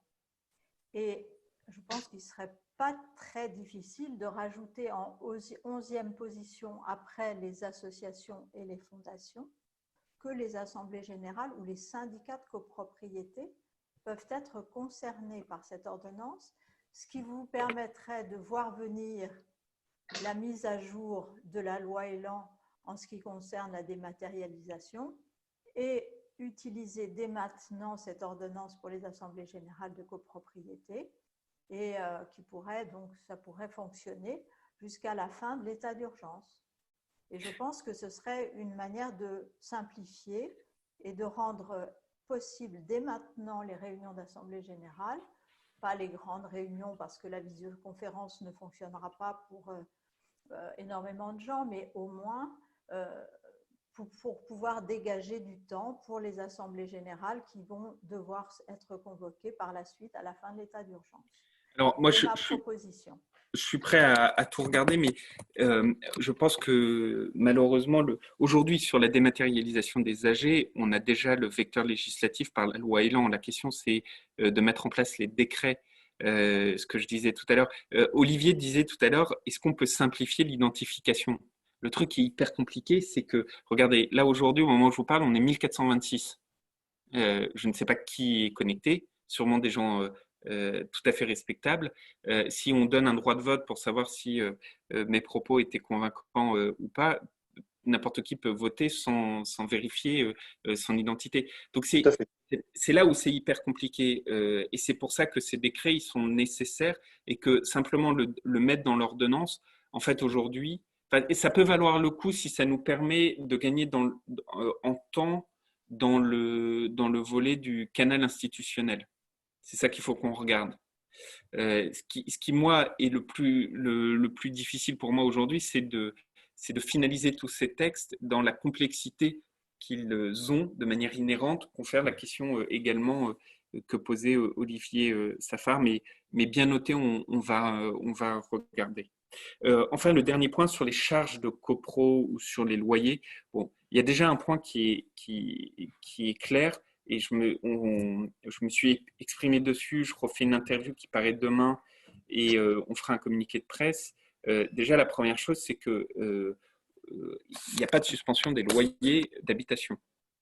C'est important de le dire parce que c'est une question qui légitimement peut être posée ici ou là, parce qu'il y a eu des choses qui sont parues dans d'autres pays européens, je pense aux Allemands, mais qui ont un process très différent du nôtre, parce que en Allemagne, en fait, leur suspension des paiements est en fait un report et est en fait la clause qui permet d'éviter les expulsions locatives. Là où moi, par la loi, j'ai prorogé la trêve hivernale qui me permettait d'éviter les expulsions locatives.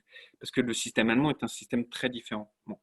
Et pourquoi on appelle à payer les loyers? Parce qu'on se substitue aux ressources via le chômage partiel, via le fonds d'indemnisation. Se substituant ainsi aux ressources, eh ben, ça doit nous permettre de faire de prendre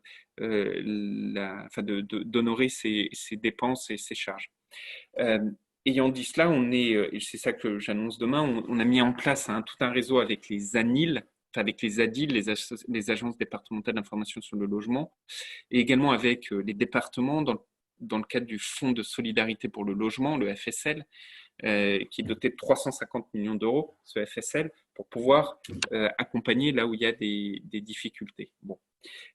Ça, c'est sur le volet loyer d'habitation. Après, sur le volet des baux commerciaux, puisque certains peuvent être concernés, c'est vrai qu'il y a un accord global qui a été pris aujourd'hui avec les principaux représentants des propriétaires bailleurs de baux commerciaux en bas d'immeuble.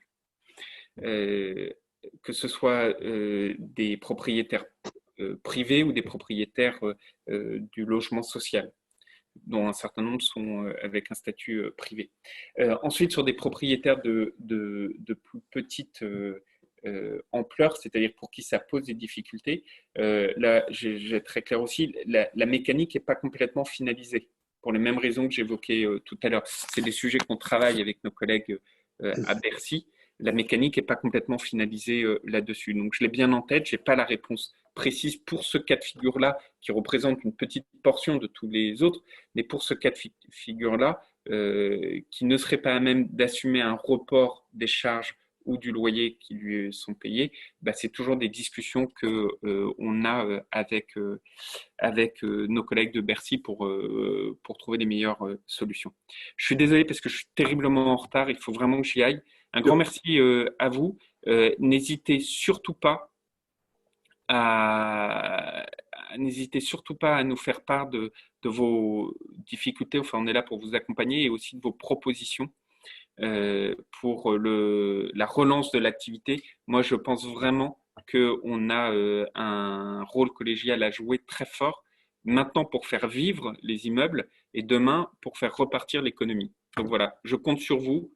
Aidez-moi à vous aider. Restons unis et faisons-le avec beaucoup de solidarité. Merci. Merci beaucoup, Monsieur le Ministre. On va continuer après vous et on vous dira ce qui méritera d'arriver jusqu'à vous. Merci encore. Alors, on va reprendre le cours de nos échanges. Bon, beaucoup de choses ont été dites. Je pense que les débatteurs, selon la règle du jeu que je leur avais fixée, ont posé les principales questions, celles qui leur paraissaient les plus brûlantes. Alors, on n'a pas fait le tour de chacun des métiers. Si vous voulez bien, on va reprendre de manière assez méthodique notre discussion. On n'a plus de représentants des pouvoirs publics avec nous, le ministre parti, Michaël Nogal parti, mais là encore, et Julien de Normandie nous l'a demandé, on pourra bien sûr faire remonter les questions qui restent, qui n'ont pas trouvé de réponse dans le discours du ministre ou qui n'ont pas trouvé d'éclaircissement de la part de Michaël Nogal. Mais je crois qu'il y a beaucoup d'inquiétudes lourdes, en tout cas, qui ont été réglées. Je pensais aux 1 500 euros, Solidarité État-Région. Je pensais aux délais de convocation et aux tenues d'Assemblée Générale, à la dématérialisation, les questions des loyers. Il y a quand même beaucoup de choses. Et le ministre nous a parlé aussi, mais Émilie reviendra tout à l'heure, d'un sujet qu'on avait exclu a priori, qui est tout l'amont, hein, c'est-à-dire la partie construction, aménagement. Jean-François Humbert l'avait un peu évoqué aussi. Je crois savoir qu'on va réserver ça à une autre réunion. On a déjà un petit peu défloré le sujet. Alors, méthodiquement, on va peut-être reprendre les choses. En matière de transactions, si vous voulez bien, donc on va rouvrir chacun des tiroirs pour voir ce qu'il y reste. Hein. En matière de transactions, Olivier ou Émilie, hein, qui connaît bien ce métier aussi, quelles sont les inquiétudes qui n'ont pas été évoquées dans l'échange que vous venez d'avoir avec Julien de Normandie, Olivier. Alors que ça concerne le statut, je dirais, hein, des personnes qui travaillent au service de la transaction, en particulier les agents commerciaux, ou le process de transaction et notamment pour faire aboutir les ventes qui sont initiées. Alors deux points, mon cher Henri. Le premier, je trouve que M. le ministre a axé sa réponse plutôt sur le VFA, la construction, sur la transaction ancienne, c'est vrai, qui est quand même la grande partie des volumes. Donc je pense que ça mérite soit comme il a proposé une rencontre dans les jours qui viennent, y compris dématérialisée avec ses équipes, mais pour recadrer la question qui est bien dans le cadre d'une transaction ancienne, où il est beaucoup plus dur d'ailleurs de dématérialiser de bout en bout le processus d'achat depuis l'évaluation du bien. Je ne vois pas comment on fait une évaluation d'un bien en province ou à Paris à partir d'un iPhone dématérialisé, si je puis dire, jusqu'à l'acte. Donc ça, je crois qu'il faut recaler ça et faire passer à ces équipes de quoi travailler un peu plus précisément sur le sujet. Ça me semble une évidence. C'est dans un rapport, Olivier, je me permets de dire que quand tu dis le gros, c'est l'existant, on est dans un rapport de 1 à 10. Hein. Oui, voilà. Justement. Donc, je crois que… voilà. Et le VFA, de toute façon, s'inscrivant dans la durée, on a beaucoup plus de temps, si je puis dire, et de visibilité pour le faire, pour le déboucler, aller jusqu'à son terme. Et d'ailleurs, nous, dans le groupe, on a moins de baisse de signature VFA que de signature, bien évidemment, d'actes traditionnels. Et beaucoup été l'objet de la loi Elan, de la dématérialisation, etc. Nous, dans le groupe, chez Capifrance, Optium, Refleximo, on a énormément dématérialisé le process. Il me semble que, et M. Humbert pourra probablement répondre, il me semble qu'il reste un petit élément, même si le Conseil de l'ordre a briefé ses équipes pour être un peu plus souple sur la signature des actes et donc d'être en capacité de donner pouvoir au notaire de signer. Il me semble que là, il y a encore un élément, un petit crunch un petit verrou qu'il faut faire sauter pour permettre dans les semaines et les jours, les semaines à venir, de confirmer les actes qui débloqueront bien des dispositions et des positions personnelles individuelles, pas simplement des professionnels, mais aussi de ceux qui le servent, c'est-à-dire les clients finaux, pour aller jusqu'au bout d'un acte, bien évidemment. Et il a raison, c'est vraiment de A jusqu'à Z. Aujourd'hui, j'ai lu des textes de loi, si vous avez vendu votre appartement ou votre maison, vous n'êtes pas obligé de le lâcher, puisque vous n'avez pas le droit de déménager. Donc tout ça, bien évidemment. Mais j'axerai surtout mon propos, moi, le confinement, il est là, les professionnels ont pris leurs dispositions pour se protéger et protéger les clients. Je crois que l'axe numéro 1, après 2 semaines de mobilisation sur l'organisation et la sécurité des personnes et la continuité d'exploitation, je crois que l'axe maintenant, c'est comment est-ce qu'on se prépare à la sortie de confinement en débloquant cet iceberg qui s'est créé, là, ce gel de l'activité. Et jusqu'à maintenant, ce que nous avons entendu et les ordonnances étaient plutôt dans la continuité du gel que le contraire. Donc, ce n'est pas ce que j'ai entendu du ministre, et ça, c'était quand même une très, très bonne nouvelle. Nous sommes entendus.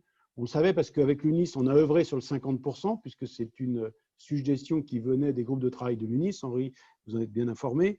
On sait qu'on est écouté et on sait que ça progresse.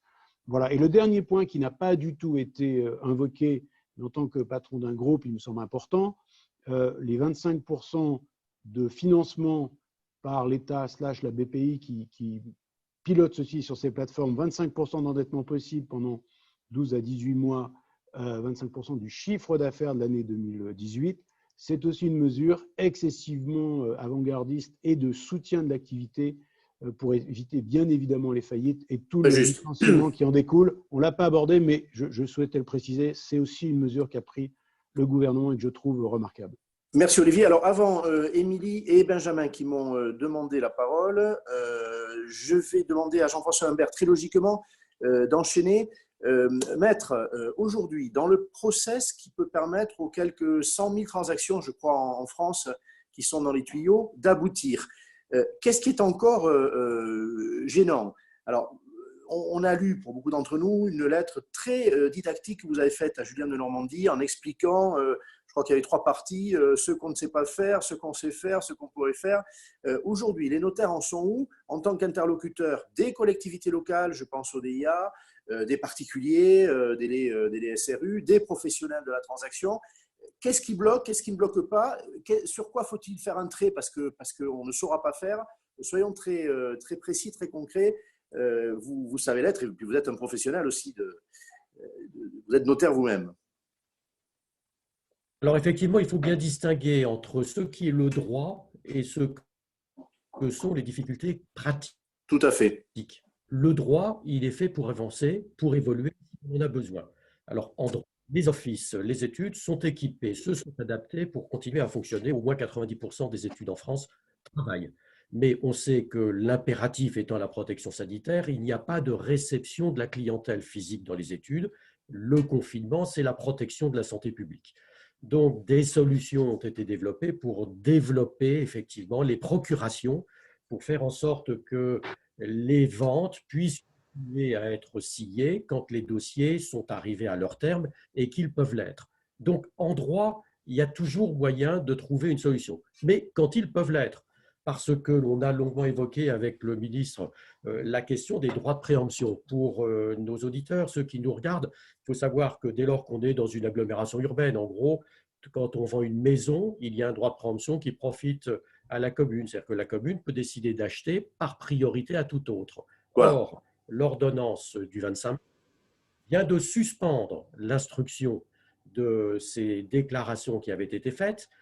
Lorsque le droit de préemption n'était pas purgé au 12 mars, il faut dorénavant attendre après le 25 juin pour purger le droit de préemption. Ce qui signifie que tous ces dossiers sont aujourd'hui bloqués.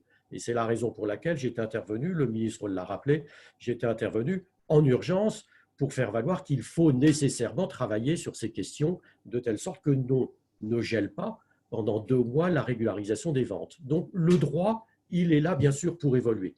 Après, il y a également des questions pratiques. Alors tout à l'heure, vous disiez, j'avais fait une lettre didactique pour dire ce que les notaires savent faire. Je n'avais pas utilisé ça, j'avais dit peuvent. Alors ce que les notaires ne peuvent pas faire, c'est évidemment régulariser une vente quand les parties ne le veulent pas. Et on le rencontre, vous le rencontrez également dans votre activité, lorsque notamment on ne peut pas déménager.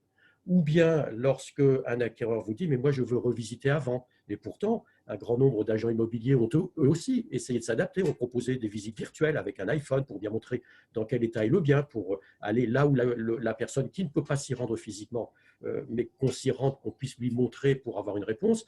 Pour autant, un grand nombre de personnes aujourd'hui ne souhaitent pas, ne veulent pas régulariser. Il faut reconnaître que ces personnes n'ont pas complètement tort.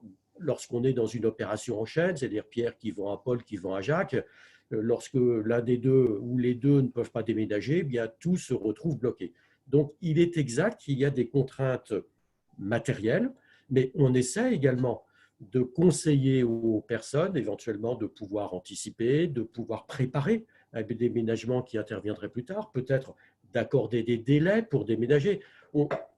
Il faut discuter. Il faut essayer de trouver des solutions. Surtout, il faut anticiper, et pour les personnes qui ne voudraient pas régulariser leur vente, il faut que tout soit prêt et que dès le confinement levé, eh bien, dans la foulée, toutes ces ventes puissent être régularisées de façon à ne pas prendre davantage de retard. Mais je le redis, il est vraiment important de travailler sur les dossiers actuels. Je l'ai cité aussi et je me félicite de l'écoute que j'ai pu avoir auprès des services du ministère de Finances. Pour des questions de confinement également, d'organisation du travail, les services de publicité foncière avaient cessé pour la plupart de fonctionner dans 40 départements. Et j'avais alerté notamment le ministre des Comptes publics, mais aussi le directeur général des Finances publiques, sur le fait que si l'on n'avait pas ces pièces préalables qui permettent de confirmer que le vendeur est propriétaire, qu'il n'y a pas d'opération de saisie, qu'il n'y a pas d'hypothèque, eh bien, tous les dossiers seraient bloqués. Et il m'a bien été confirmé qu'à partir de demain, 1er avril, tous les services de publicité foncière vont rouvrir. Donc, si les études travaillent, c'est aussi pour constituer ces dossiers. Mais ces dossiers, là aussi, aujourd'hui, vont les nouveaux dossiers, parce que tout simplement, il n'y a plus de visites, et donc des décisions d'acheter se font de plus en plus rares. Mais néanmoins, il faut être présent, et tout ce qui peut être fait doit l'être. Un petit mot sur les banques, maître. Bon, ce sont aussi vos interlocuteurs, et les interlocuteurs des acquéreurs et des agents immobiliers. On en est où? Est-ce qu'aujourd'hui, globalement, on pourra citer des enseignes, mais la communauté des établissements prêteurs est encore capable de sortir une offre de prêt, de mettre en force un crédit? Je parle là encore des affaires qui sont déjà engagées, je ne parle pas des propositions, c'est un autre sujet. On entend que l'activité des banques s'est réduite, mais elles sont encore capables d'examiner une demande de prêt. Je parle de ce qui était dans les tuyaux. Alors, ceux qui étaient dans les tuyaux, qui donnaient lieu à instruction, d'une façon générale, nous constatons dans nos offices que ces dossiers continuent à être instruits.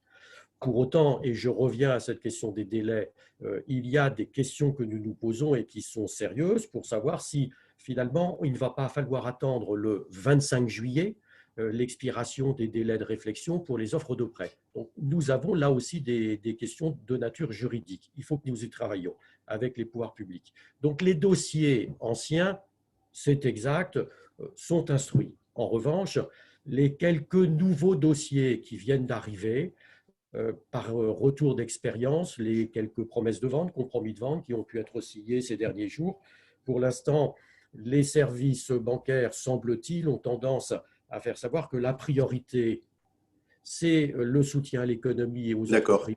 Elles aussi sont soumises à des difficultés de travail parce que le télétravail, on l'organise, ce n'est pas aussi simple, aussi forcément efficace. Et donc, elles concentrent leurs forces sur le soutien aux entreprises et l'instruction des dossiers de prêt immobilier pourrait prendre un peu de retard. C'est très clair. Merci de ce regard sur le monde bancaire. Émilie et Benjamin Darmouni, vous avez demandé la parole l'un et l'autre. Allez, Émilie. Émilie Jousset. Je voulais juste compléter l'intervention d'Olivier Colcombé et les réponses de Maître Humbert ont été complètes. Suite à l'intervention du ministre, donc on peut voir que tout n'est pas réglé. Donc on peut juste espérer que les modifications qu'on a demandées aujourd'hui soient bien prises en compte. Et donc c'est pas encore fait. Malheureusement pour la dématérialisation, aujourd'hui on constate à son intervention qu'on n'a pas de réponse et qu'elle sera prévue éventuellement dans les 2 décrets qui étaient en cours de la loi Elan, mais que du coup, ce sera après la sortie de crise, alors qu'on le voulait vraiment dès à présent, pour évoquer dans notre prochaine conférence, la semaine prochaine, justement comment sortir de cette crise et les conséquences. C'est déjà une partie de réponse et aussi des questions qu'on va du coup lui reposer, puisqu'il est disponible, il nous l'a prouvé aujourd'hui, on en est ravis et on continuera donc dans cette voie-là. Parfait. Émilie, moi je n'entends plus. Ah bon, moi je t'entends. Voilà, ça y est. Je t'entends très bien. Voilà, donc du coup, je laisse la parole à Benjamin pour compléter aussi je vais l'intervention. intercaler avec l'autorité de l'animateur que j'ai, je vais intercaler une petite remarque d'Olivier Colcombé, parce qu'on reste sur le sujet transaction, j'imagine. Il a levé la main. Et ensuite Benjamin. Oui, effectivement, et ma question est pour Jean-François Humbert majoritairement. Il y a des craintes autour de la mobilisation des établissements bancaires, pas seulement dans un report des financements, mais pour certains emprunteurs qui pourraient être fragilisés par la crise, et une petite pirouette inélégante qui permettrait de repousser, voire refuser des financements en sortie de crise parce que la solidité des ménages… Il y a tout un tas d'événements que le confinement aura engendré qui pourraient fragiliser, y compris cette crainte d'avoir un bien hypothéqué dont la valeur ne serait plus égale à celle de l'avant-crise. Avez-vous eu Moi, j'ai eu un certain nombre de contacts, bien évidemment, avec nos amis banquiers et partenaires. Je trouve que l'État les a mobilisés très fortement sur les entreprises, j'en suis ravi, c'est un tout petit peu plus flou sur la partie des emprunteurs particuliers et j'aimerais savoir si vous avez d'autres sons de cloche. Et là encore, des dizaines de questions sur le sujet, donc merci Olivier. Maître, vous avez une certaine visibilité sur ce qui se passe avec des emprunteurs, alors qui seraient donc en phase de demande de crédit. Il y a aussi ceux qui veulent des reports de mensualité. On commence à entendre que certains emprunteurs sentent qu'ils seront en difficulté. Comme conseil des ménages et comme confident des ménages, est-ce que vous voyez des situations de cet ordre-là, Maître? Pas encore. Il est prématuré aujourd'hui pour connaître le véritable impact que pourra avoir cette crise sanitaire. Évidemment, si le confinement doit durer très longtemps, nous aurons sans doute un impact négatif sur l'ensemble de l'économie. Si en revanche, le confinement, par bonheur, ne doit pas dépasser des durées trop longues, je n'ai pas de doute sur le fait que l'économie pourra rebondir parce qu'il n'y aura pas de défaillance d'entreprise. C'est surtout cela. Et votre invité avait raison de souligner la crainte de désolvabilisation des ménages. Elle est essentiellement liée aux défaillances d'entreprises que nous pourrions connaître. Aujourd'hui, ça n'est pas le cas. J'ai plutôt le sentiment que si de nouveaux dossiers de prêt ne sont pas instruits, c'est surtout parce qu'il y a une urgence stratégique. Oui, vous l'avez dit, oui. Partagée, qui est celle de venir au soutien des entreprises. Et c'est d'ailleurs parce qu'on viendra au soutien des entreprises que l'on pourra effectivement ne pas trop impacter les particuliers. Bien sûr, il y a un lien. Merci beaucoup. Alors, je sais que Benjamin Trépigne, Gilles Frémont a aussi demandé la parole. Il l'aura après Benjamin, parce que autrement, Benjamin va exploser. On connaît son impatience. Benjamin, à vous. Je ne comprends pas pourquoi vous dites ça, Henri. Je suis rarement impatient. Il y a des réputations, Benjamin. J'aimerais qu'on revienne un petit peu sur la gestion locative et notamment sur les informations contradictoires qui sont parues dans la presse. Le décret qui date d'il y a quelques heures, ayant pour objet le fonds de solidarité à destination des entreprises, particulièrement touchées par les conséquences économiques, financières et sociales de la propagation de l'épidémie, nous donne les conditions d'éligibilité des entreprises qui sont autorisées à décaler, et je dis bien décaler, le paiement de leur loyer. Ce n'est à aucun moment une suppression. Alors, nous, professionnels, on reçoit des mails, des courriers tous les jours des locataires qui nous demandent la suspension, quelquefois l'étalement. Locataires professionnels, pour être précis. Locataires professionnels, là. On parle de locaux commerciaux et professionnels. Mais on a aussi l'annulation du loyer ou alors complètement la renégociation du bail. Pourquoi pas? On renégocierait les conditions sur 9 ans et effectivement, on envisagerait la totalité du bail. Non, tout ça n'est pas réaliste. Alors, il nous donne des arguments comme l'obligation de délivrance, le cas de force majeure ou l'imprévision. Tous ces arguments ne nous semblent et ne nous paraissent pas réalistes. Il faut aussi comprendre que tous ces mails, ces courriers nous donnent un travail extrêmement important. Mais comme l'a dit le président et Émilie, nous sommes en guerre, donc nous comprenons que nous devons en faire plus. Mais néanmoins, j'aimerais bien attirer l'attention sur le point du décret du jour. Il y a 9 conditions à remplir, mais dont 3 qui me paraissent très importantes. L'entreprise à qui on autorise de décaler son loyer doit avoir un effectif de moins de 10 personnes, un chiffre d'affaires de moins d'1 million d'euros et un bénéfice annuel imposable inférieur à 60 000 euros. C'est ça. Dernière chose, décalage sans frais. Décalage évidemment sans frais. Évidemment. Et il nous manque un détail, c'est le loyer, mais quid des charges. Parce que les charges, quoi qu'il arrive, le propriétaire doit les payer. Donc, qu'est-ce qu'il en est de ce point-là? Et il faut aussi remplir, pour bénéficier de cette aide, remplir 2 autres points très importants. L'un, faire l'objet évidemment d'une interdiction d'accueil de public, parce qu'on a des cas précis sur lesquels, effectivement, on vous interdit d'accueillir du public, mais néanmoins, votre commerce peut continuer à travailler, qui est la livraison à domicile pour de la restauration, par exemple. Et l'autre point, c'est avoir une perte de plus de 70% de son chiffre d'affaires entre mars 2020 et mars 2019. Voilà, il me semblait important de revenir sur ces points, puisque ça fait partie de beaucoup d'heures de travail pour tous les gestionnaires locatifs, et ils doivent répondre effectivement aux locataires toute la journée. Alors, c'est clair, beaucoup de questions portées là-dessus. On parle de locataires résidentiels qui assimilaient le message présidentiel à leur propre situation. Et donc, on voulait raser gratis, si vous me passez l'expression. Une question plus particulière d'étudiants, ça me concerne spécialement, qui sont des locataires du parc privé et qui disent, dans les résidences du Crous, il y a eu purement et simplement annulation des loyers. Pourquoi pas nous? Réponse de Benjamin, par exemple. Alors, écoutez, annulation des loyers. Alors, on a entendu aussi des sociétés annuler les loyers. C'est un choix. La compagnie Facebook a annulé les loyers. Exactement, mais c'est un choix de l'entreprise, c'est un choix d'une entreprise privée. Évidemment, là-dessus, on n'a pas vraiment de commentaire à faire. Il faut savoir que notre parc, bien souvent, c'est rarement des investisseurs, c'est des particuliers qui ont investi dans un bien immobilier. Il faut savoir que la détention, le nombre de biens détenus par un habitant, c'est 1,2. Donc, on est très, très loin des sociétés et des institutionnels.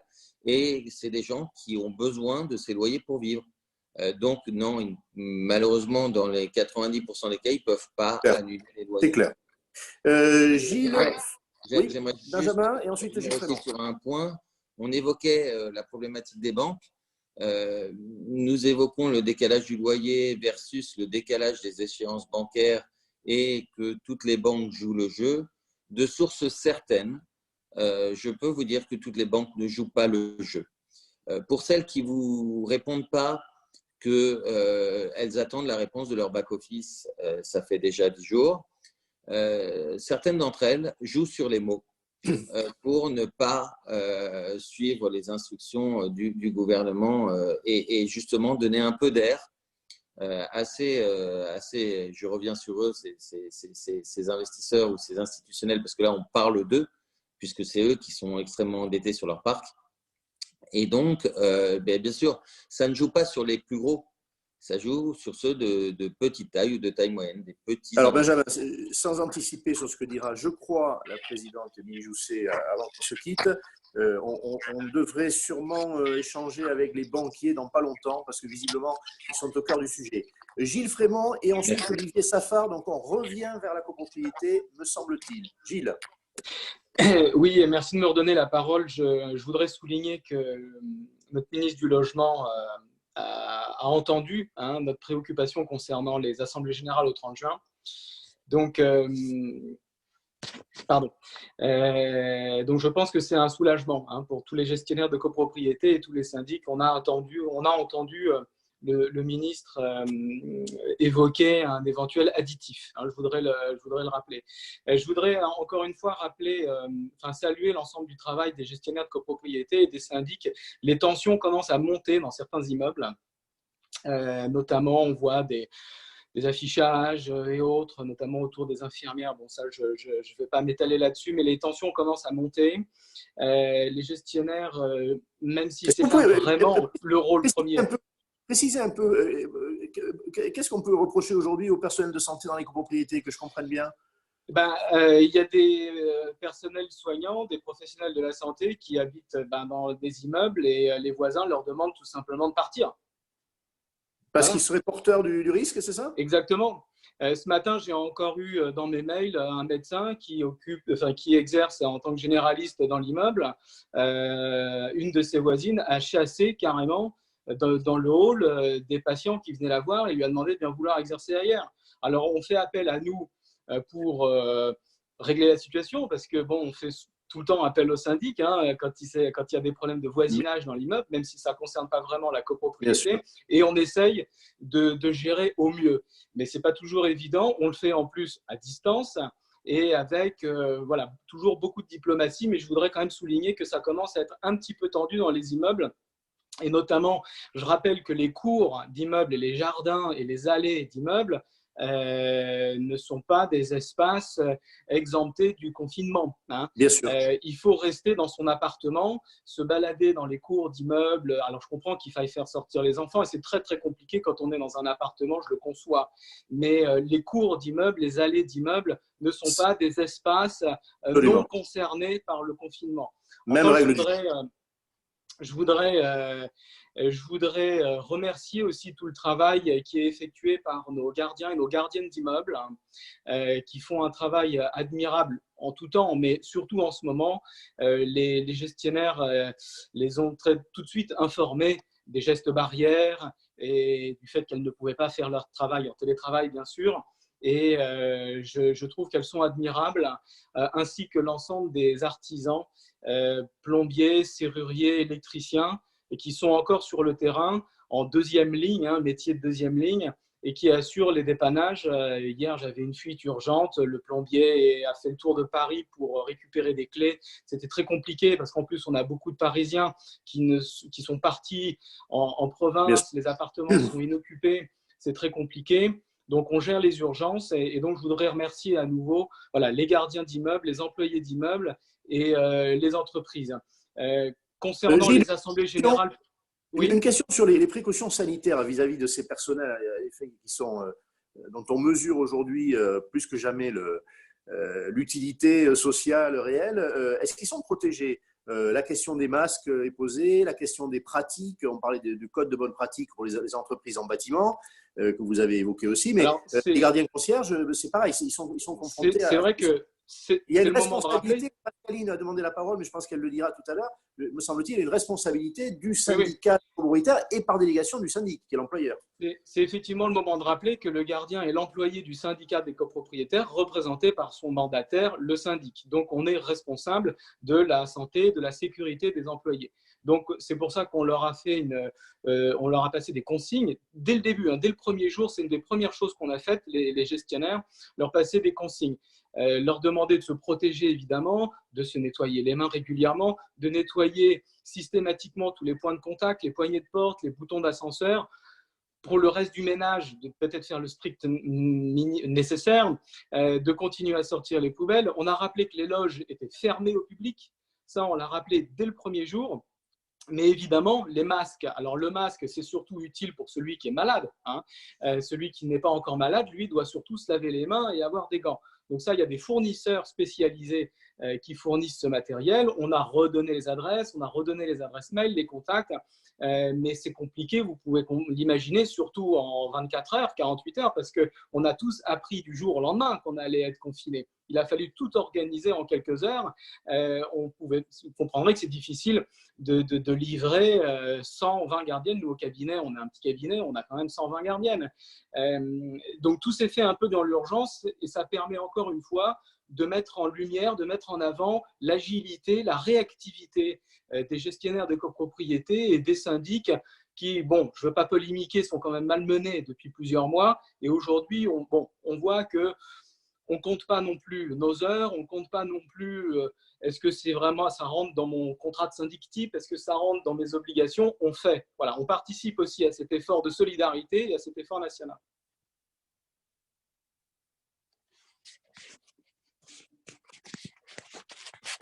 Délégation, il n'y a pas de gardien concierge, il y a en revanche un service délégué externalisé. Elles sont protégées aujourd'hui. On constate que les personnels portent masque, ont été préparés aux précautions. Alors Henri, je vais répondre. Allez hop Olivier, c'est bon. Ils ont été préparés. Ils ont reçu pour la plupart des gardiens employés d'immeubles ou des prestataires, des sociétés qui viennent nettoyer, des kits de protection. Kits de protection, dans la plupart du temps, vous avez des gants, mais ce sont des gants habituels pour le nettoyage, mais pour la protection, bien évidemment, des salariés, des gels hydroalcooliques et d'autres produits de nettoyage. Alors, des masques, la plupart du temps, on nous a dit il n'y en a pas. Oui, il n'y en a pas. On ne peut pas leur fournir des masques de type FFP2 ou autre chose. En revanche, on leur a donné des instructions et très claires du départ. Un, c'est l'affichage sur le Covid-19 pour que ce soit clairement indiqué dans les parties communes de l'immeuble. Deux, d'indiquer que la loge était fermée à accès au public et bien évidemment à tous les copropriétaires et tous les résidents des immeubles. Et on leur a demandé de pouvoir répondre au téléphone aux demandes qui étaient les plus importantes et les plus pressantes.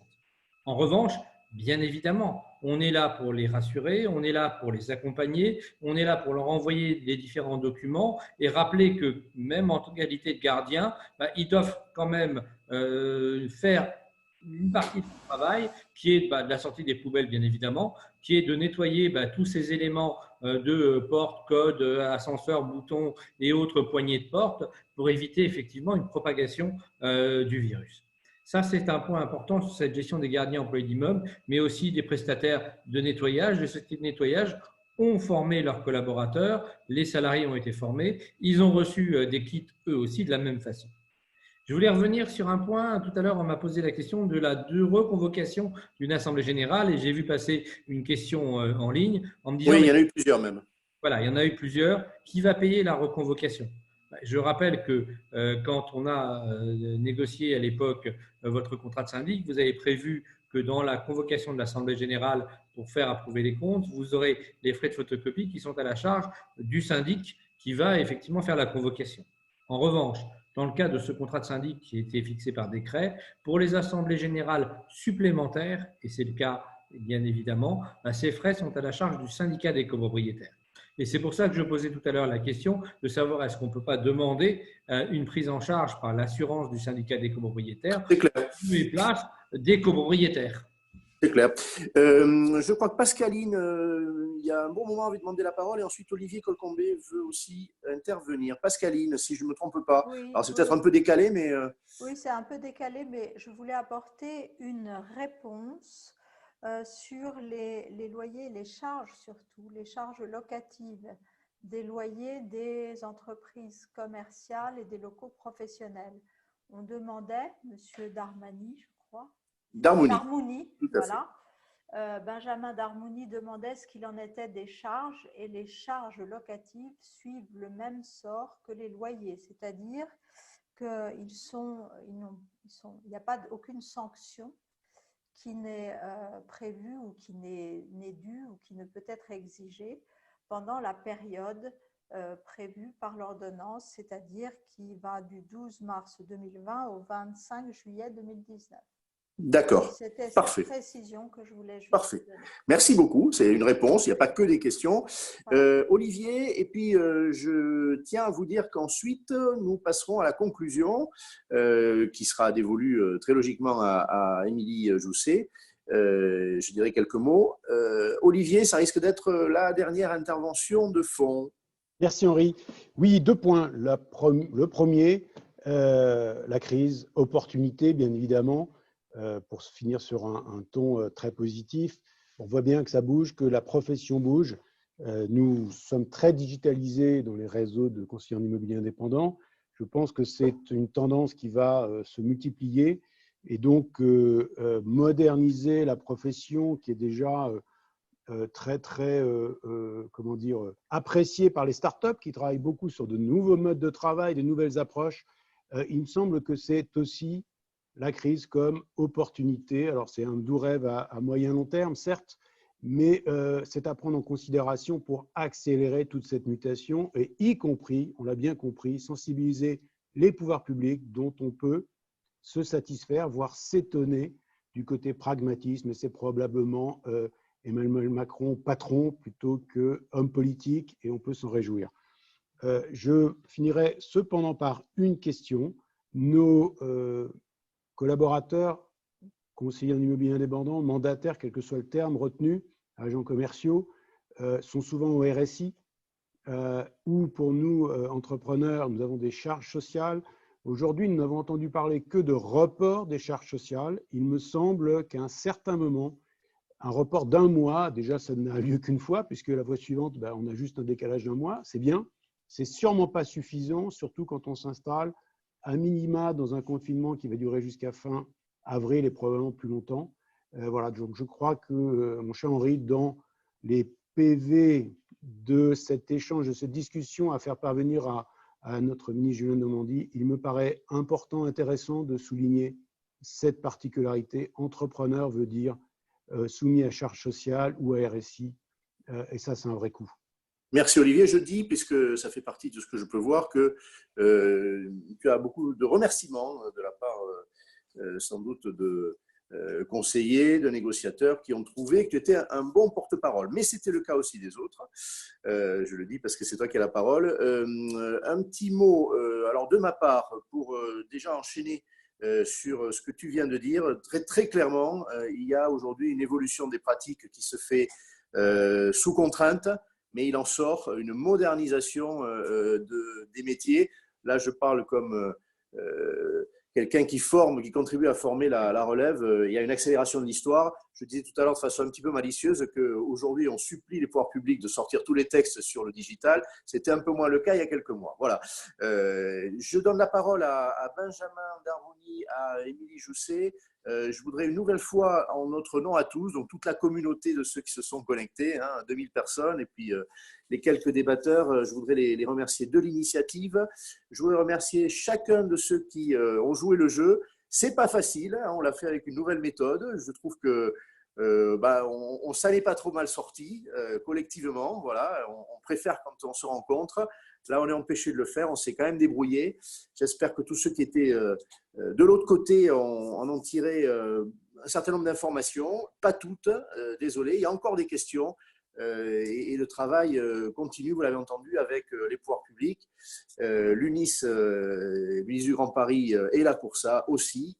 Benjamin, Émilie, je vous laisse les mots de la fin. Voilà. Alors, je vais peut-être laisser les derniers mots à Émilie. Vas-y, Benjamin, vas-y. C'est son événement et donc je vais juste dire un petit mot avant. Je pense qu'à situation exceptionnelle, moyen exceptionnel, nous avons organisé cette conférence pour cela. Ce succès, c'est grâce à vous et c'est le vôtre. Je voudrais remercier la considération et la disponibilité de notre ministre pour notre initiative et pour répondre aux professionnels de l'immobilier que nous représentons. C'est très, très important d'être solidaire dans des moments aussi difficiles. Et avoir organisé aux côtés d'Émilie cet événement a été un vrai plaisir. Et donc, je lui laisse la parole maintenant. J'intercale des remerciements. Merci Benjamin. Il ne faut pas oublier Valentin Fluteau. Voilà. Vous savez, comme on dit à la pièce de théâtre, sans lui, on n'aurait pas eu cette faculté d'échanger entre nous. Donc, merci beaucoup à Valentin. Il a bien travaillé. On n'a pas eu de problème. Voilà, ça a été fluide. Grand merci. Et définitivement, c'est Émilie qui va parler. Oui, Benjamin. Et tous les intervenants et surtout à notre animateur, Henri, merci à toi aussi, évidemment. Je crois que Valentin à la technique peut rétablir le son de tout le monde pour la conclusion. Merci évidemment donc aux ministres et aux députés qui ont montré que l'UNIS Île-de-France et l'UNIS en général étaient les interlocuteurs naturels des pouvoirs publics. Aujourd'hui, on a fait donc une grande première, cette visioconférence, donc qui a bien fonctionné. On espère qu'elle vous a passionné. Comme on a pris plaisir à l'organiser. Évidemment, on retient les mots du ministre sur la rapidité avec laquelle ils sont capables de prendre des ordonnances. Donc, on attend évidemment la même rapidité future pour les modifications dont on a parlé avec lui. Soyez assurés que tous les managers de l'immobilier qui sont connectés aujourd'hui, que nous relayerons par écrit évidemment toutes les propositions qui ont été faites aujourd'hui. On ne lâche pas et on vous propose de se revoir mardi prochain, même heure, même principe, de façon à pouvoir débattre évidemment de l'avenir dont a parlé Olivier Colcombé, puisque comme je l'ai dit en introduction, cette crise, il y a un avant, il y a un après, et donc on voudrait débattre ensemble des solutions, alors certes de dématérialisation, mais pas que, qui ont été trouvées donc pendant cette crise et les avantages, les inconvénients, et voir ensemble comment on peut se baser sur ces nouveaux modes d'exercice de nos professions pour les améliorer, être proactif et faire des propositions en ce sens au pouvoir public. Et pour ça, la semaine prochaine, on aimerait recevoir, et on fera tout court, un représentant de la FFB, de la CCI, du MEDEF, des banques, des assurances. Donc voilà, on vous propose un petit panel complet et on vous annoncera les participants précis, évidemment, comme chaque fois, sur nos réseaux sociaux, LinkedIn, Twitter de l'UNIS Île-de-France et Grand Paris, que vous suivez. Voilà. Écoutez, je vous remercie à tous et à très vite. Bravo. Au revoir. Merci Olivier, merci à tous. Félicitations. Au revoir. Merci. Bravo à toute l'équipe et merci. Bravo, merci. Au revoir et merci. À bientôt, maître. Au Merci. revoir, maître. Merci. Au revoir, merci à tous. Bonne journée à tous. Bonne À journée à bientôt. tous. À bientôt. Au revoir. Bye bye.